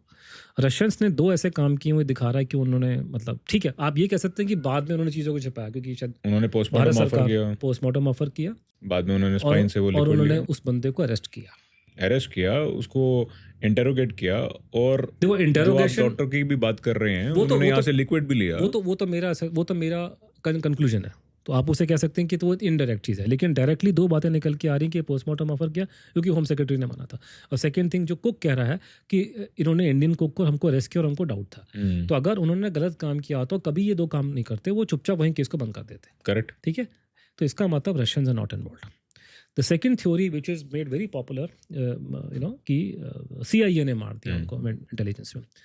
इसके अंदर मैंने अपनी किताब में एक पूरा एक लिखा जोखा डाल करके कि मेरे पास मैंने काफ़ी, क्योंकि लकीली CIA ने बहुत रिकॉर्ड पब्लिक किए हैं। अमेरिका की जो इंटेलिजेंस है, अमेरिकन का जितना खुलापन उनमें किसी और में नहीं है। तो CIA डॉक्यूमेंट पब्लिक करता है। ठीक है। दुनिया में जो सबसे छुपाने वाले हैं उनमें से हम लोग बहुत ऊपर आते हैं, पहली बात तो ये। ठीक है। दूसरों पे उंगली तो बाद में उठाएं, पहले अपने गिरेबान पे जाके देखें। तो CIA वाले बहुत रिकॉर्ड पब्लिक करते हैं, तो उनके रिकॉर्ड काफ़ी बाहर आ चुके हैं इस केस को लेकर के जुड़े हुए। तो एक भारत के अंदर एक बहुत बड़ी प्रॉब्लम है जो शुरुआत हुई थी उसकी 1960s के आसपास में, और वो अभी तक चलती आ रही है। और वो उसका भी कारण होगा साइकोलॉजिकल, वो बाद में पढ़ूंगा। लेकिन उसमें ये होता है कि भारत में कोई भी घटना घट जाए, हम लोग उसका ब्लेम CIA को ठोक देते हैं। और उसके पीछे अजम्पशन ये है कि भारत इतनी बड़ी महाशक्ति बन गया कि उससे अमेरिका बहादुर घबरा रहा है कि कहाँ राजा भोज, कहाँ गंगू तेली। आप बैठे बैठे अमेरिका को उंगली दिखाने की आप में ये आपका ये मानना है मतलब देश के। जैसे जब राजीव गांधी जी की हत्या हुई थी तो आपको सुन के शर्म आएगी कि हमारे देश भारत सरकार ने ही पब्लिकली ये थ्योरी प्रमोट करी है कि राजीव गांधी इतने बड़े वर्ल्ड के नेता बन रहे थे कि अमेरिका बहादुर उनसे घबराया हुआ था। तो इस तरह की तो हरकतें लोग कर रहे हैं कि वो, मैंने बोला कि और क्या बोलूँ, राजा भोज कहाँ गंगू तेली, तुम कहाँ से आ गए अमेरिका के कंपटीशन में? आप हो कौन? थर्ड वर्ल्ड कंट्री हो, बेमतलब फट्टे मारे जा रहे हो अपने कंट्री के बारे में। अमेरिका को आपसे क्या खतरा है भाई? आप हो कौन? तो आपको लगता है अमेरिका ने भी नहीं किया? नहीं, मैं ये कह रहा हूँ कि द होल स्टोरी कि CIA ने ये करवाया वो कराया, this is basically conspiracy theory Congress ने फ्लोट करी है हर चीज़ों के अंदर कि राजीव गांधी को CIA ने मरवा दिया, JP के पीछे CIA था, ये वो कौन सा ये जो अपना बैठा था धरने पे यहाँ पे अरविंद केजरीवाल के साथ में, वो भी CIA का आदमी है। ये इनको एक बीमारी है, हर चीज़ में नाम लेते हैं। और बड़ी शर्म की बात है कि राजीव गांधी वाले केस में जब इन्होंने ये बात बोला, अमेरिका की कांग्रेस में इसको लेकर डिस्कशन हुई और उन्होंने बिल्कुल ठीक बोला कि यहाँ के लोगों को, कई लोगों को अपने दिमाग का इलाज करवाना चाहिए। बोला हम तो आपको पैसे देते हैं आप लोगों को, हम तो आपकी मदद कर रहे हैं गरीबी से बाहर निकलने में, हम क्यों आपको मारेंगे आपके प्रधानमंत्रियों को? तो वो बड़ा अजीबोगरीब सी कहानी है, शर्म आती है उसको बताते हुए कि यहाँ के लोग का ऐसा माइंडसेट है। और वो डग बी राइटर था, उसने इनको दबा के रगड़ा इनको अमेरिकन कांग्रेस में। मैंने पूरी किताब में डाटा निकाल के दिया है। और दूसरा वहाँ का सब रिकॉर्ड अवेलेबल है। अमेरिका वालों को बहुत दुख हुआ। बेसिक फंडामेंटल आपको फैक्ट बता रहा हूँ कि भारत की कोई खुंदक नहीं थी अमेरिका के साथ, ना उनकी हमारे साथ थी। शास्त्री जी के टाइम पे उनके संबंध हमसे अच्छे थे। करेक्ट। शास्त्री जी वहाँ जब जाने लगे ताशकंद में तो अमेरिकन गवर्नमेंट को इन्फॉर्म करके गए थे। वहाँ जाने के बाद उनका अंतिम लेटर जो लिखा उन्होंने राष्ट्रपति जॉनसन को लिखा है। राष्ट्रपति जॉनसन जेन्युइनली उस बहुत शॉक में और बहुत दुखी हुए। उनकी रिकॉर्ड है, उनकी वाइफ तक के रिकॉर्ड अवेलेबल है, क्योंकि शास्त्री जी का अमेरिका जाने का प्लान था उसके बाद में, और बाद में इंदिरा जी गई हैं। तो उनका आपको नेचुरल दुख और नेचुरल सेंटिमेंट सारे आपको उनकी डी क्लास पर पहले मिल जाते हैं। They were not hostile, CIA was not hostile toward Shastri ji. उनको प्रेस किया कि आदमी की पॉलिसी ठीक है। तो वो कोई नजर नहीं आ रहा, उल्टा आपकी मदद कर रहे हैं, आपको बेमतलब की थ्योरियाँ फ्लोट कर रहे हैं पागलों की तरह से कि CIA ने करवा दिया, ये करा दिया, वो करा दिया, आपके पीछे वो पड़ा। आप पाकिस्तान को कंट्रोल करो यार पहले, अमेरिका तो बहुत दूर की चीज़ है। तो ये यहाँ लोगों के दिमाग में फितूर है जो अभी भी चलता आ रहा है कि हर चीज़ में CIA को घसीटना, उनका नाम लेना, और ये दिमाग में ये लगना कि हमारा कंपटीशन उनके साथ में। आपका कंपटीशन उनके साथ में नहीं है, आपका कंपटीशन चाइना के साथ में, आपका कंपटीशन पाकिस्तान के साथ में। अमेरिका बहादुर को छोड़ दो आप लोग, और दुनिया में एक ही विश्व गुरु है, वो है अमेरिका। आप हो कौन? 4 घंटे तक पानी आता नहीं दिल्ली में आपके पीने का, तो आप चलें आप दुनिया को फतेह करने के लिए। इस तरह का ये डींगे हाँकना, बड़ी बड़ी बातें करना, ये मत करो। मतलब ये यहाँ का ये प्रॉब्लम है, यहाँ के लोगों में जो ढकोसला दिखाई दे रहा है। और ये जितने लोग ये बातें फ्लोट करते हैं कि CIA ने ये कर दिया, वो कर दिया, जिस दिन उनको मौका लगेगा ये लोग सिर झुका के पहुंच जाएंगे वीज़ा लेने के लिए अमेरिका में। सबके बच्चे अमेरिका बैठे हैं, यहाँ बैठ के भारत सरकार जो है एलिगेशन लगा रही कि CIA का हाथ है राजीव गांधी के मारने में, और राहुल गांधी जी अमेरिका में पढ़ाई कर रहे हैं। एक बात बताओ, आप आपके बुक के हिसाब से आप क्या CIA को इसमें कसूरवार नहीं बना रहे जब आपने रॉबर्ट क्राउली के बारे में लिखा है? ठीक है, तो ये उसमें ये आता है कि रॉबर्ट क्राउली की आप जिक्र करते हैं, ठीक है ना। होता क्या है कि मैं जानना चाह रहा हूँ मतलब कि आपका... हाँ, मैं समझ गया, क्योंकि मैंने क्लियरली बोला कि उसका कोई हाथ नहीं है। तो मेरी, जहाँ तक मेरी इन्फॉर्मेशन अंडरस्टैंडिंग है, CIA का कोई हाथ इस केस में नहीं है दूर दूर तक, ठीक है। देवर on the contrary, both the CIA and the American government were positively inclined toward Lal Bahadur Shastri. That is what it is coming through from the declassified records. अब आपने रॉबर्ट क्राउली का जिक्र किया और उन्होंने, उनके बारे में क्या जिक्र आता है वो आप मुझे बताइए, फिर मैं आपको उसका आंसर दूंगा। कि उसमें वो कह रहे हैं कि रॉबर्ट क्राउली ने एडमिट किया है कि CIA, ये उन्होंने, there is an open acceptance in his book that the CIA... Robert Crowley never wrote a book. It is published in somebody else's book. Who's that person? So that's what I want to understand the detail, because I could not infer that. Explain to you. Robert Crowley का नाम आ रहा है, मुझे पता नहीं, मैंने कोई record check नहीं किया इस पर, लेकिन मैं लेके चल रहा हूँ कि रॉबर्ट क्राउली नाम का कोई आदमी था, ठीक है। और ये अमेरिका में CIA में कोई सीनियर पोजीशन में था, ठीक है। फिर ये कहा जाता है कि कोई उसने स्टेटमेंट दी है कि हमने भाभा को मार दिया, हमने शास्त्री को मार दिया क्योंकि इंडिया वाले एटम बम बनाना चाहते थे, ठीक है। ये बात बोली जा रही। पहली बात मैंने आपको रिपीट कर दिया कि अमेरिकन को कोई शास्त्री से प्रॉब्लम नहीं थी। नंबर 2, भाभा का खुद का हाथ का लिखा हुआ लेटर है लाल बहादुर शास्त्री को, क्योंकि शास्त्री जी ऑलरेडी कंट्री को रन कर रहे थे। पंडित जी बीमार पड़ गए थे तो Shastri ji was incharge, everybody knows. Bhabha ने खुद डिनाई किया कि हम कोई एटम बम नहीं बना रहे। तीसरा, ये भाभा वाली इट्स ऑन रिकॉर्ड लेटर लिखा हुआ। उसके अलावा अमेरिकन के CIA का जो एस्टिमेट है हाईएस्ट लेवल का, national intelligence estimate, it's not just a report. लोग कंफ्यूज करते हैं कि एक रिपोर्ट आई है CIA की, रिपोर्ट और बात होती है, लेकिन एक मिलता है जो हाईएस्ट लेवल पे कहते हैं नेशनल इंटेलिजेंस एस्टिमेट, जिसमें अमेरिकन CIA और उनकी सारी गवर्नमेंट की एजेंसी इन्वॉल्व होकर एक रिपोर्ट बनाती है जो प्रेसिडेंट को दी जाती है। तो उनका जो एस्टिमेट आए हैं शास्त्री जी के पीरियड के, खासकर इंडिया के बारे में, उसमें साफ मेंशन कर रहे हैं कि शास्त्री जी एटम बम नहीं बना रहे। CIA ने यही बोला कि वो एटम बम नहीं बना रहे। तो पहली बात तो ये पूरी कहानी बकवास है कि कोई बनाने का हमारा इरादा था नहीं। दूसरा ये कि ये बात जो ये जिसके मुंह में डाल रहे हैं रॉबर्ट क्राउली के, रॉबर्ट क्राउली जो था, इसको अल्जाइमर की बीमारी हो चुकी थी, ठीक है। तो हमें ये भी नहीं पता कि वो किस मेंटल कंडीशन में था।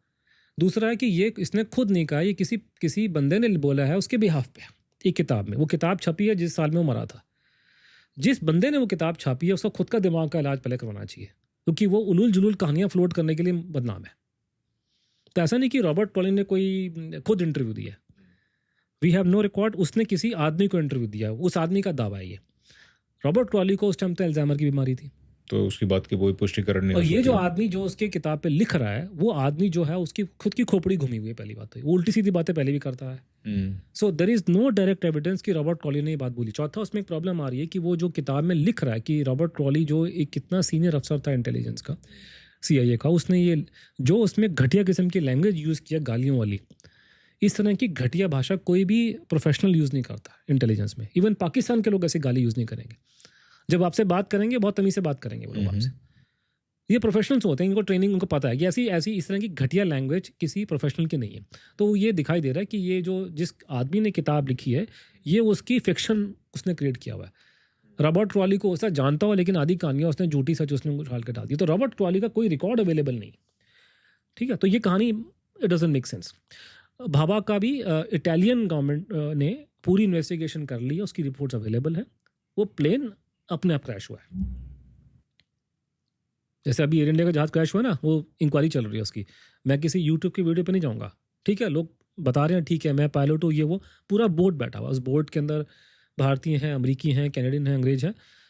रिपोर्ट आधी आ गई, आधी रिपोर्ट आ जाएगी, तो हम लोग रिपोर्ट पे चलेंगे। तो इटालियन गवर्नमेंट, जिसका कुछ लेना देना इस केस है, क्योंकि ये जहाज माउंट ब्लैंक उसमें में क्रैश हुआ था, इटालियन साइड में गिरा, बिकॉज वो पहाड़ है ना, उसमें 2-3 कंट्री मिलती हैं वहाँ पे आकर के। तो इटालियन, वो स्विट्जरलैंड में जा रहा था, लेकिन वो गिरा इटालियन साइड पे। तो इटालियन गवर्नमेंट ने उस पर पूरी इंक्वायरी करी है, उसके अंदर फ्रेंच गवर्नमेंट, फ्रेंच ने इंक्वायरी किया उस इलाके की। वो पूरे तीनों कंट्री के बीच में पहाड़ में पड़ता है इलाका। तो उनकी रिपोर्ट में साफ लिखा कि वो पूरा, उसकी कॉकपिट की ऑडियो रिकॉर्डिंग अवेलेबल है उसकी, उस ज़माने में। उनको पूरा ट्रांसक्रिप्ट उन्होंने दिखाया कि उनको नज़र नहीं आया था करके। तो कोई प्रूफ नहीं है। और अगर मारना भी होता, मान लीजिए, मतलब ये अज्यूम आप कीजिए कि साहब चलो मारना है, मारने के लिए 1000 जगह हैं।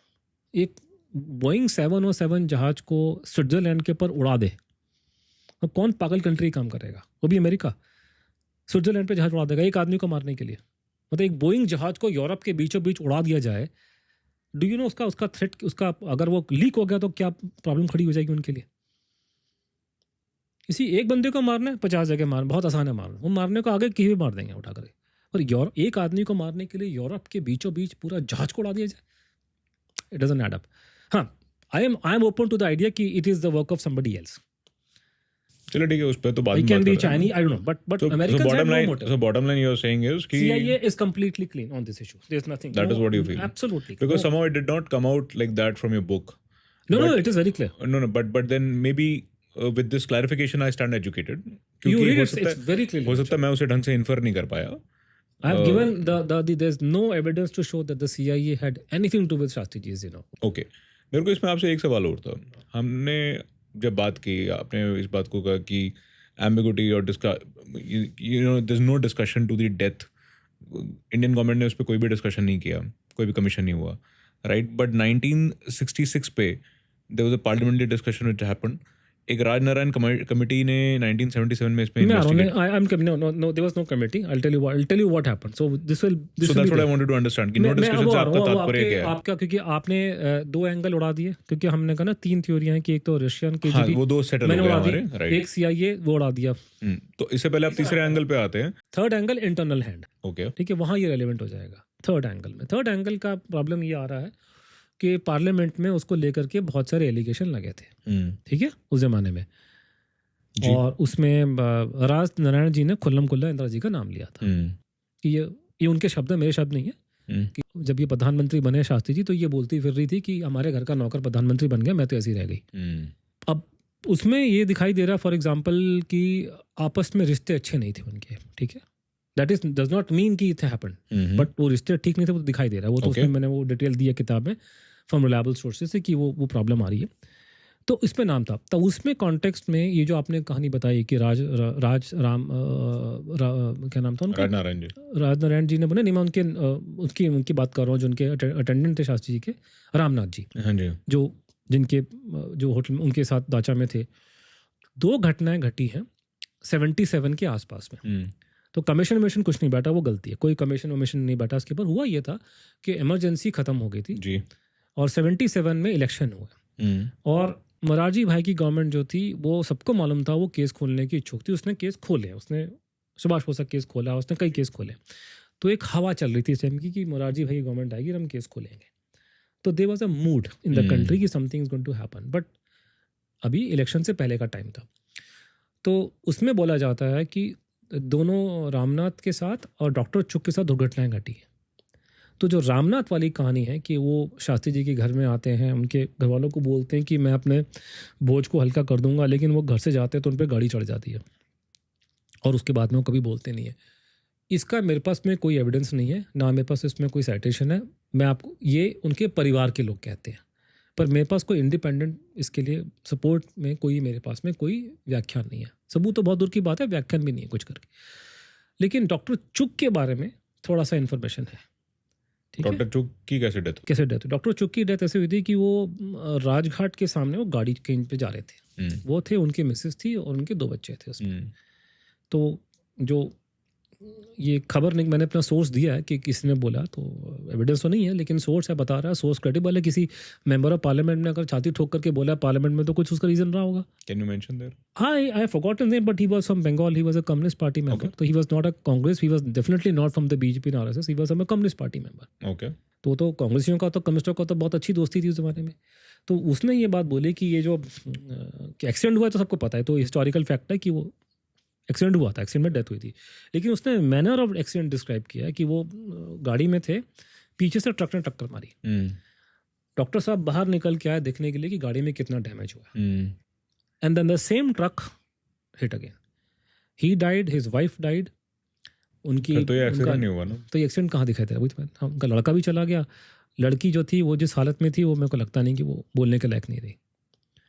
एक लड़का उनका और है जो उस गाड़ी में नहीं था, वो कहीं विदेश में कहीं है। उस लड़की का क्या हुआ फिर? I think I heard that she was crippled and she was there alive for quite some time. I don't know, अभी का पता नहीं मुझे, but लड़का तो है. Did she survive? She survived, but she was crippled. She was crippled and she was survived. And कोई statement? लड़का है उनका, बट वो लड़की का स्टेटमेंट? लड़के को जो बच गया लड़का, मतलब मैं बात कर रहा हूँ कि 2 बच्चे थे गाड़ी में, एक तो मर गया. हाँ, तो दूसरी लड़की थी. बच्ची जो है वो क्रिपल्ड हो गई. हाँ, तो उसका कोई स्टेटमेंट आया? नहीं, क्रिपल्ड हो गई वो थी. She I don't think so she will give any statement. But उनका एक और तीसरा बच्चा था. हाँ. वो गाड़ी में नहीं था, वो सर्वाइव. वो कोई, जहाँ तक मुझे लास्ट खबर लगी थी, किसी फॉरेन कंट्री में था. वो है यहाँ पे आसपास में कहीं होंगे, साउथ दिल्ली में, मुझे पता नहीं. But it is up their choice. वो बोलना चाहते नहीं चाहते, मैं क्या बोल सकता हूँ उस पर. बट ये एविडेंस नहीं है ना, ये सब सुनी सुनी बात है. बट अगर ये पार्लियामेंट में डिस्कशन हुई है, मैं आपको बता रहा हूँ. और अगर किसी आदमी में या सरकार में 2% की शर्म होती तो स्टेटमेंट के बाद वो कुछ ना कुछ इंक्वायरी करते. उन्होंने नहीं की इंक्वायरी. इसमें आप कह रहे हैं, you argue that Shastri ji's death is, sorry I am referring because मैंने कुछ नोट्स बनाए थे, कि it's connected to Netaji Subhash Chandra Bose. हाँ जी. तो हुआ क्या, मैं पहले और आपने शायद ये भी मेंशन किया है कि परहैप शास्त्री जी बिलीव्ड कि नेताजी वाज अलाइव. 2-3 चीज़ें. तो पहली बात तो ये कि ये मैंने नहीं कहा, ये मुझसे, ये शास्त्री जी के परिवार ने बात बोली थी. ठीक है, इसीलिए क्योंकि मेरी जो बेसिक इंक्वायरी है, जो मेरा जो बेसिक रिसर्च है, वो नेताजी की डेथ केस के, दैट इज़ माई टॉपिक. जी. इसमें I was drawn into this case because उनके परिवार के लोगों ने ही नेताजी का नाम इसमें लिया. तो जैसे आपको मैंने कहा था ना, वो टेलीफोन कॉल किया था, तो कुछ परिवार के लोगों का मानना है कि वो सुभाष बोस के बारे में रेफरेंस कर रहे थे. ठीक है, फिर इसी बात, गुड न्यूज़ कि मैं कुछ लाऊंगा, क्योंकि कहानी है कि नेताजी मरने के बाद में रूस में थे. ठीक है, नेताजी के परिवार के लोगों ने भी स्टेटमेंट दी है कि जब शास्त्री जी जब ताशकंद गए थे, तो ताशकंद जाने से थोड़ा दिन पहले वो कलकत्ता गए थे. और ये दिसंबर की बात होगी. वैसे कहने को नेताजी का जन्मदिन पड़ता है 23 जनवरी को. 23 जनवरी को. ठीक है, साची जी दिसंबर में जाते हैं और वहाँ पे जो नेताजी की पहली सबसे अच्छी क्वालिटी की मूर्ति जो लगाई गई है, रेड रोड नाम की जगह वहाँ पे, जो बिल्कुल कलकत्ता शहर के सबसे खास इलाके में है करके, वो नेताजी की, मतलब कहते हैं पहली ढंग की मूर्ति जो वही लगाई गई थी, उसको अनवेल करने गए थे वो. तो एक तो चीज़ मुझे हल्का सा डाउट लगता है कि अगर अनवेल करना है तो थोड़ा दिन वेट कर लेते कि 23 जनवरी को नेताजी का जन्मदिन, तभी अनवेल करना चाहिए, दिसंबर में क्यों कर रहे हैं. एनी हाउ, पर नेताजी के परिवार कुछ लोगों ने बोला कि जब वो 23 तारीख को वहाँ पे दिसंबर 1965 में के आसपास में वहाँ गए हैं. अब ये कहीं पेपरों में तो नहीं आया, लेकिन नेताजी के परिवार के लोगों ने प्राइवेटली ये बात बोली है, जो छप भी गई है मीडिया में कई जगह, कि लाल बहादुर शास्त्री ने नेताजी के भतीजे को बोला था कि मैं रशिया में जा रहा हूँ, मैं वहाँ जाके आपके अंकल की बात करूँगा. ठीक है, 2 बात ये आ रही है. तीसरा, एक जो, ये तो मैं एविडेंस नहीं मानता, ये एक सुनी सुनाई बात है और ये बहुत देर बाद बोली गई है, लेकिन एक कंटेम्प्रेरी जो इन्फॉर्मेशन निकल के आ रही है.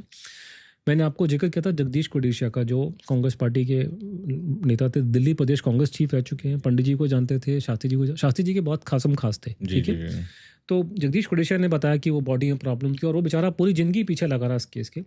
तो उसी ने आकर के कमीशन के सामने ऑन ओथ पे गवाही, खोसला कमीशन में मतलब ऑन ओथ में गवाही दी है. उसके दौरान उसने कहा है कि हमको 1962 की लड़ाई के टाइम पे मैं जाता था शास्त्री जी घर में, और वहाँ पे खबरें आती थी कि सुभाष बोस जीवित हैं. ठीक है, शास्त्री जी ने पब्लिकली कभी नहीं बोला, लेकिन ये बता रहा है कि वहाँ पे था. और दूसरा, उसने बोला कि शास्त्री जी इस केस को रीओपन करना चाहते थे, और अगर वो जीवित रहते तो केस को खोल देते. This is on record. This is a statement made by a very senior, in a way of course is a senior person, before a commission, on record, on oath. तो उसको तो मैं इग्नोर नहीं कर सकता. करेक्ट. तो it is, तो this is a thing. And Jagdish Kodesia ji का शास्त्री जी से बहुत अफेक्शन था, उनके बहुत फॉलोअर थे, इसमें कोई डिस्प्यूट नहीं, मुझे फैमिली ने कंफर्म किया उनकी. ठीक है, और कोई एरागर आदमी नहीं, उनके बच्चे अच्छे बड़ी पोजीशन में हैं उनके. मैंने कई केसेस में लोगों के बच्चों के पोते पोतियों से बात करी है, तो कोई आदमी अपने दादा ने क्या बोला, दादी ने क्या बोला 40-50 साल पहले, उसको दिल में लेके बैठा हुआ, लेकिन अभी बैठा हुआ अमेरिका में और कनाडा में. तो आदमी को झूठ बोलने का मोटिव क्या है? कि अगर एक आदमी मुझे कह रहा है कि मेरी कपूर साहब को कुछ इशू था जी, वो मेरे परिवार के थे, और वो आदमी जो मुझे बता रहा है वो एक बहुत बड़ी कंपनी में किसी वेस्टर्न कंट्री में नौकरी कर रहा है, तो उसका झूठ बोलने का मोटिव क्या है? What does he have to gain anything from it? वो तो यंग लड़का है. तो ऐसी बातें निकल, उसका कोई प्रूफ नहीं, एविडेंस नहीं, ना ये एविडेंस है ना ही साइटेशन है, तो ये अलग कहानी है. तो ये शास्त्री जी का, नेताजी का ये लिंक है कि उसका नाम लिया जा रहा है और फैमिली भी बोलती है. उसके बाद में प्रॉब्लम आ रही है कि उसमें मैंने कहा ना कि लोगों ने इसमें इंदर जी का नाम घसीटा करके, और उसमें एक आदमी और नाम लिया गया जिसका नाम था जयंती धर्मा तेजा. जयंती धर्मा तेजा था, कौन था वो? जैसे आजकल के ज़माने में जैसे हम लोग बहुत चीज़ें देखते हैं फेसबुक ट्विटर में, बहुत जो कई छोटे बच्चे जो होते हैं ना, यंग लड़के लड़कियां, जोश जवानी का जोश होता है, उनको ऐसा लगता है कि जो आजकल घट रहा है पहले कभी घटा नहीं। आप कोई अनोखे पैदा हो गए हो कि हमारा बच्चा तो बड़ा तेज, आपको लगता है कि हम लोग गधे थे क्या? हमें इतना खुला माहौल नहीं मिला था, हमारे को दिमाग हमारे पास भी भगवान ने दिया था। आप कोई अनोखा काम नहीं कर रहे हो। पहले भी हरकतें होती थी, पहले रिपोर्टिंग नहीं होती थी पहले इतनी, ठीक है। तो हम लोगों ने भी कोई अपने कॉलेज के टाइम पे गांधी जी के भजन नहीं गाए। आजकल लोगों को फितूर है कि वो को ऐसा काम कर रहे हैं कि पहले कभी हुआ नहीं, मतलब कोई अनोखी चीज़ कर रहे हैं, कोई फिल्म एक्ट्रेस ने ये सीन दे दिया। आपको क्या लगता है कि पहले सीन नहीं होते थे पहले? क्या आप क्या नया काम कर रहे हो? आपसे 50 गुना बड़ी चीज़ें मैं दिखा दूँ जो 70s में 30s में हो चुकी है। 70 के दशक में जो कांड हुए हैं उसके मुकाबले में कुछ भी स्कैंडल नहीं होती आज के ज़माने में। इतने गंदे स्कैंडल हैं कि आप उसको डिस्कशन नहीं कर सकते। आप पे स्ट्राइक आ जाएगा कि आप बकवास फैला रहे हो। तो ये दिमाग से निकाल दो कि हमारे देश में गंद पहले नहीं हुआ। अभी फेसबुक आ गया, ट्विटर आ गया, सोशल मीडिया, आप खुल के बात कर सकते हो पॉडकास्टिंग में। पहले तो उल्टा गंद बहुत होता था, रिपोर्टिंग नहीं होती थी। तो जयंती धर्मा तेजा जो था उसके सामने आप लगा लो कि विजय मल्ल्या का स्कैंडल बच्चों का खेल है। ये वो उस तरह का तोप आदमी था पंडित जी के ज़माने का, कि पहली बीवी अमेरिकन, सडनली उसकी मौत हो गई, फिर दूसरी उसने सोशलाइट पकड़ ली कोई, फिर ये दोनों बैठ के पंडित जी के घर में आते थे। 50 उसमें धमाल है ज़बरदस्त पूरे केस में। तो ये लोग जिक्र करते हैं कि एलिगेशन लगता है कि जयंती धर्मा तेजा, जिसको गवर्नमेंट ने बहुत पैसा दिया था, he got lot of benefits from the previous government, but Shastri ji was not in favour of this person, ठीक है। देन लोगों ने एलिगेशन लगाया खुल्लम खुल्ला, अडवाणी जी ने लगाया खुल्लम खुल्ला, तो मैं भी सोच समझ के बोल रहा हूँ। पार्लियामेंट में उसका नाम लिया गया, अडवाणी ने लिया और लोगों ने लिया। उसने कहा, उन्होंने सवाल पूछा कि क्या जयंती धर्मा तेजा ताशकंद में था उस टाइम पे, क्या वो मॉस्को में था कि नहीं था? तो इन्होंने मना करा कि ताशकंद में नहीं था। उन्होंने बोला कि क्या वो उसका दोस्त था टीएन कॉल का, ठीक है। और अब वो क्यों कर रहे थे मुझे पता नहीं, लेकिन नाम लिया गया। ही was a very famous nuclear physicist by the way. Dharma Teja was also nuclear physicist before he became businessman. तो उसका नाम लिया जाता है, और वो फिर क्योंकि उसका कनेक्शन बहुत था गांधी फैमिली के साथ में, he was very close to even Sanjay and Rajiv, तो somehow they tried to link up, but मेरा प्रॉब्लम ये है कि मुझे डायरेक्ट एविडेंस चाहिए।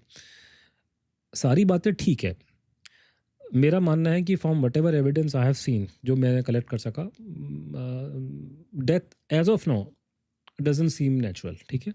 फ्यूचर में कोई इन्फॉर्मेशन निकल गई, I will change my stand. Right, as of now it seems to me from whatever information I have gathered that the death is not natural, ठीक है। दूसरा है कि Russian angle is not valid, American angle is complete nonsense, they are nothing to with this whole thing. There is something wrong which happened with in India, क्योंकि हमने दबाया case को हम लोगों ने। लेकिन उसके बाद पिन पॉइंट करना, और खासकर जिस तरीके से अपोजिशन पार्टीज़ के लोगों ने इंदिरा जी को घसीटा उसमें, उसका कोई एविडेंस नहीं है।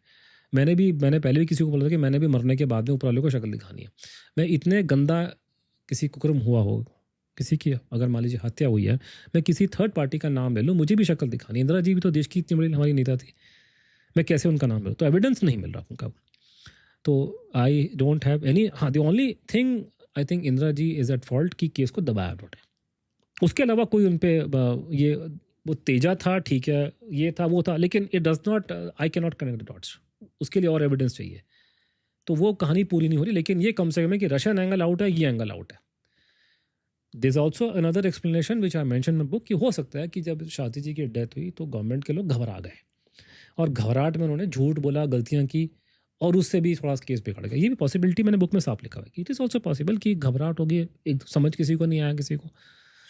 तो ये कहानी मेरे हिसाब से अभी तो फिलहाल जो एविडेंस दिखाई दे रहा है कि इंटरनल प्रॉब्लम हमारे देश में। सो सर, टू समराइज, आपके हिसाब से there's a clean chit to Russia, there's a clean chit to CIA, perhaps there is something gone wrong, कुछ गलत हुआ इंडिया में।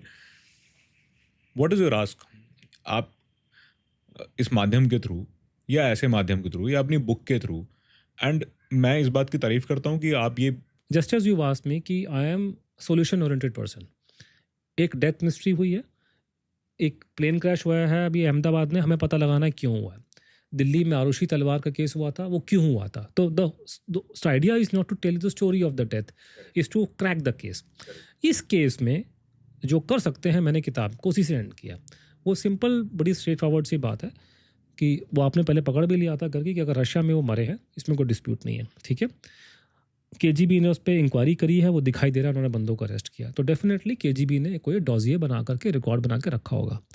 तो भारत सरकार को रशियन गवर्नमेंट से वो रिकॉर्ड मांगने चाहिए कि जो केजीबी के और आपकी सोवियत गवर्नमेंट के पास में, रशियन गवर्नमेंट के पास में इस केस से जुड़े जितने कागज़ हैं वो कृपया करके हमको दे दीजिए।